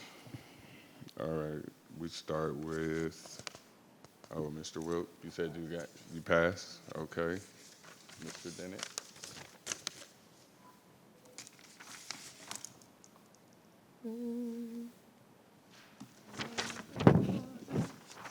I mean, I'll pass too. Mr. Jesse? 3 strikes, you out. I'm the third strike, we out. What? I never give an opportunity away to say something. Right.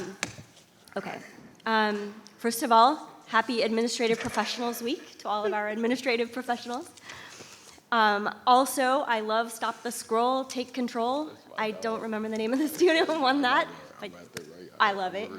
I'm really excited about the cell phone policy and implementation and communication and enforcement plan, which I would love to hear more about. Maybe we're going to hear about that. I'm not sure if we're going to hear about that by at the end of this set of meetings, like hopefully next month. But I would love to hear about it. And I think the public would probably benefit from hearing about what our plan is come August. So if we can talk about that later, I think that would be fantastic. I hope everybody had a great spring break. I know I did. I was able to visit my 3 college students, my 3 PWCS grads, and spend some time with them, and they're doing great. And they tell me, because I ask them, how do you feel that your PWCS education prepared you for college? And they all report that they feel very prepared, and they're all doing very well. So good job, educators who educated my kids. I want to share my congratulations to all of the outstanding educators who came out last night for that amazing ceremony. It was a really nice event. I am told that the reception food was provided by Garfield's culinary program, and it was delicious. What an honor to be there in attendance with some of the people I hold in the highest esteem. Educators have been some of the people who have directly influenced me the most in my life, apart from my parents and ecclesiastical leaders. They're right up there with these great, wonderful people. Congrats to all the finalists. We had a couple of folks from the Gainesville district, so that was pretty exciting. I also wanted to say, earlier today I attended the Unified Track Meet at Forest Park. There were 13 high schools in attendance from Prince William County and Fauquier County, and there were so many amazing, supportive students there to help out that track event to be a great, unifying, inclusive event for students. It was just a wonderful feeling, unifying, kind, thoughtful. It was amazing. So great job for everybody who participated in that. Now that the budget has been approved, we'll be heading into our annual review of the Code of Behavior, which is a ritual, I think. I look forward to reviewing the recommended improvements, and I hope that they reflect my thoughts on where we need to go with the Code of Behavior. I'm looking forward to hearing about how our students did in the third quarter, and I encourage everyone to work hard and stay committed to the end. I've quoted this before, but it's that time of year when this thought comes to my mind. Some years ago, my father gave every grandkid the chance to earn a large pack of Skittles if they could memorize this poem that he gave them. And not surprisingly, many of his grandchildren took him up on the offer, and some of his own children did as well. And I am the recipient of his frequent quoting of this poem, which has become kind of a mantra, and I'm not going to quote the whole poem, but I'm going to start it out. It goes like this: it's the steady, constant driving to the goal for which you're striving, not the speed with which you travel that will make your victory sure. It's the everlasting gaining without whimper or complaining at the burdens you are bearing or the woes you must endure. It's the holding to a purpose and the never giving in. It's the cutting down the distance by the little that you win. It's the iron will to do it and the steady sticking to it. So whatever your task, go to it, and life's purpose, you will win. It's a very nice thought for the final quarter of a school year. And thanks to my dad, I multiple times have memorized this poem for a bag of Skittles. Anyway, to thine own self be true. Good luck, everybody, and have a wonderful, wonderful week. Thank you, Ms. Wall. Ms. Williams. Well, looks like I should have added that minute a long time ago because the amount of time we're saving. I'm not going to take up too much time. I just want to say welcome back from spring break. I hope that everyone had an enjoyable spring break away from school and got some rest. We are in SOL season. I want to let parents know that one of the best ways to help their students is by talking about it. Teens aren't especially excited to talk about it, so you may want to do it in short chunks. That's what we do at my house. It makes it much more effective, especially car rides places, because if you have boys, it tends to go better with less direct eye contact. Also, for parents, TestNav is on your student's Canva account on their device. That is a place that they can go to do practice SOL tests. If you are like me, even though I've been doing this all these years, sometimes the questions throw me. I don't want to throw my student. Direct them right to TestNav. We get rewards if you take a test and get a good score. I also want to remind parents it's not just the material on the test that's important, it's learning how to take a test that's also important. So the best you can do to replicate an environment similar to what they will be doing in school when they take the test also maximizes the score that the student can achieve on the test. If you don't have a quiet environment, it's okay. As similar as it can possibly be, works just fine. Also in my house, we do one test, and I let it go.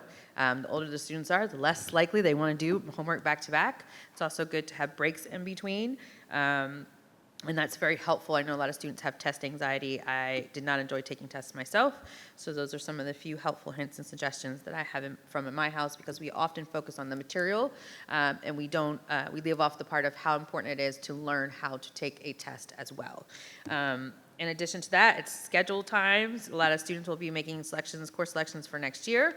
Our course catalog is online if you want to take a look at it for parents. Also, I would highly encourage you review Dr. McDade, I'm sorry, what's it called? It's Profile of a Student, right? Profile of a Student? Profile of a Graduate? Yes. So it's in your parent view or your student vision profile. Sorry, I keep getting the two mixed up.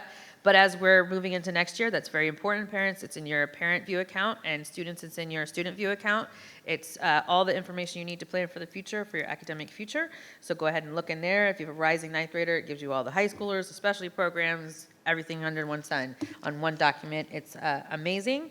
Outside of that, I'm going to wrap up by saying Happy Administrative Professionals Week and Happy Administrative Professionals Day. Thank you to our clerk, Ms. Laura Mills, to our deputy clerk, Ms. Anna, and Danielle is in the back. It is important to appreciate our administrators. They are often the ones that are the backbone of the people you see out in front making the decisions.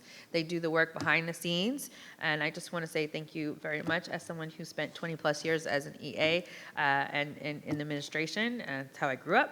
I know the work that is done, and I just want to say thank you very much from the bottom of my heart. It's a lot. So with that, there's some new upcoming events, and the only one I want to mention is Rising Senior Applications for Common Application Overview for Families. That's on April 29th. It is a virtual parent engagement series. Thank you. Ms. Zagapur. Thank you. This won't be too long. I forgot to mention that at the meeting that I had attended, we had talked a little bit about the event that's going to be tomorrow night, the SEAS highlights.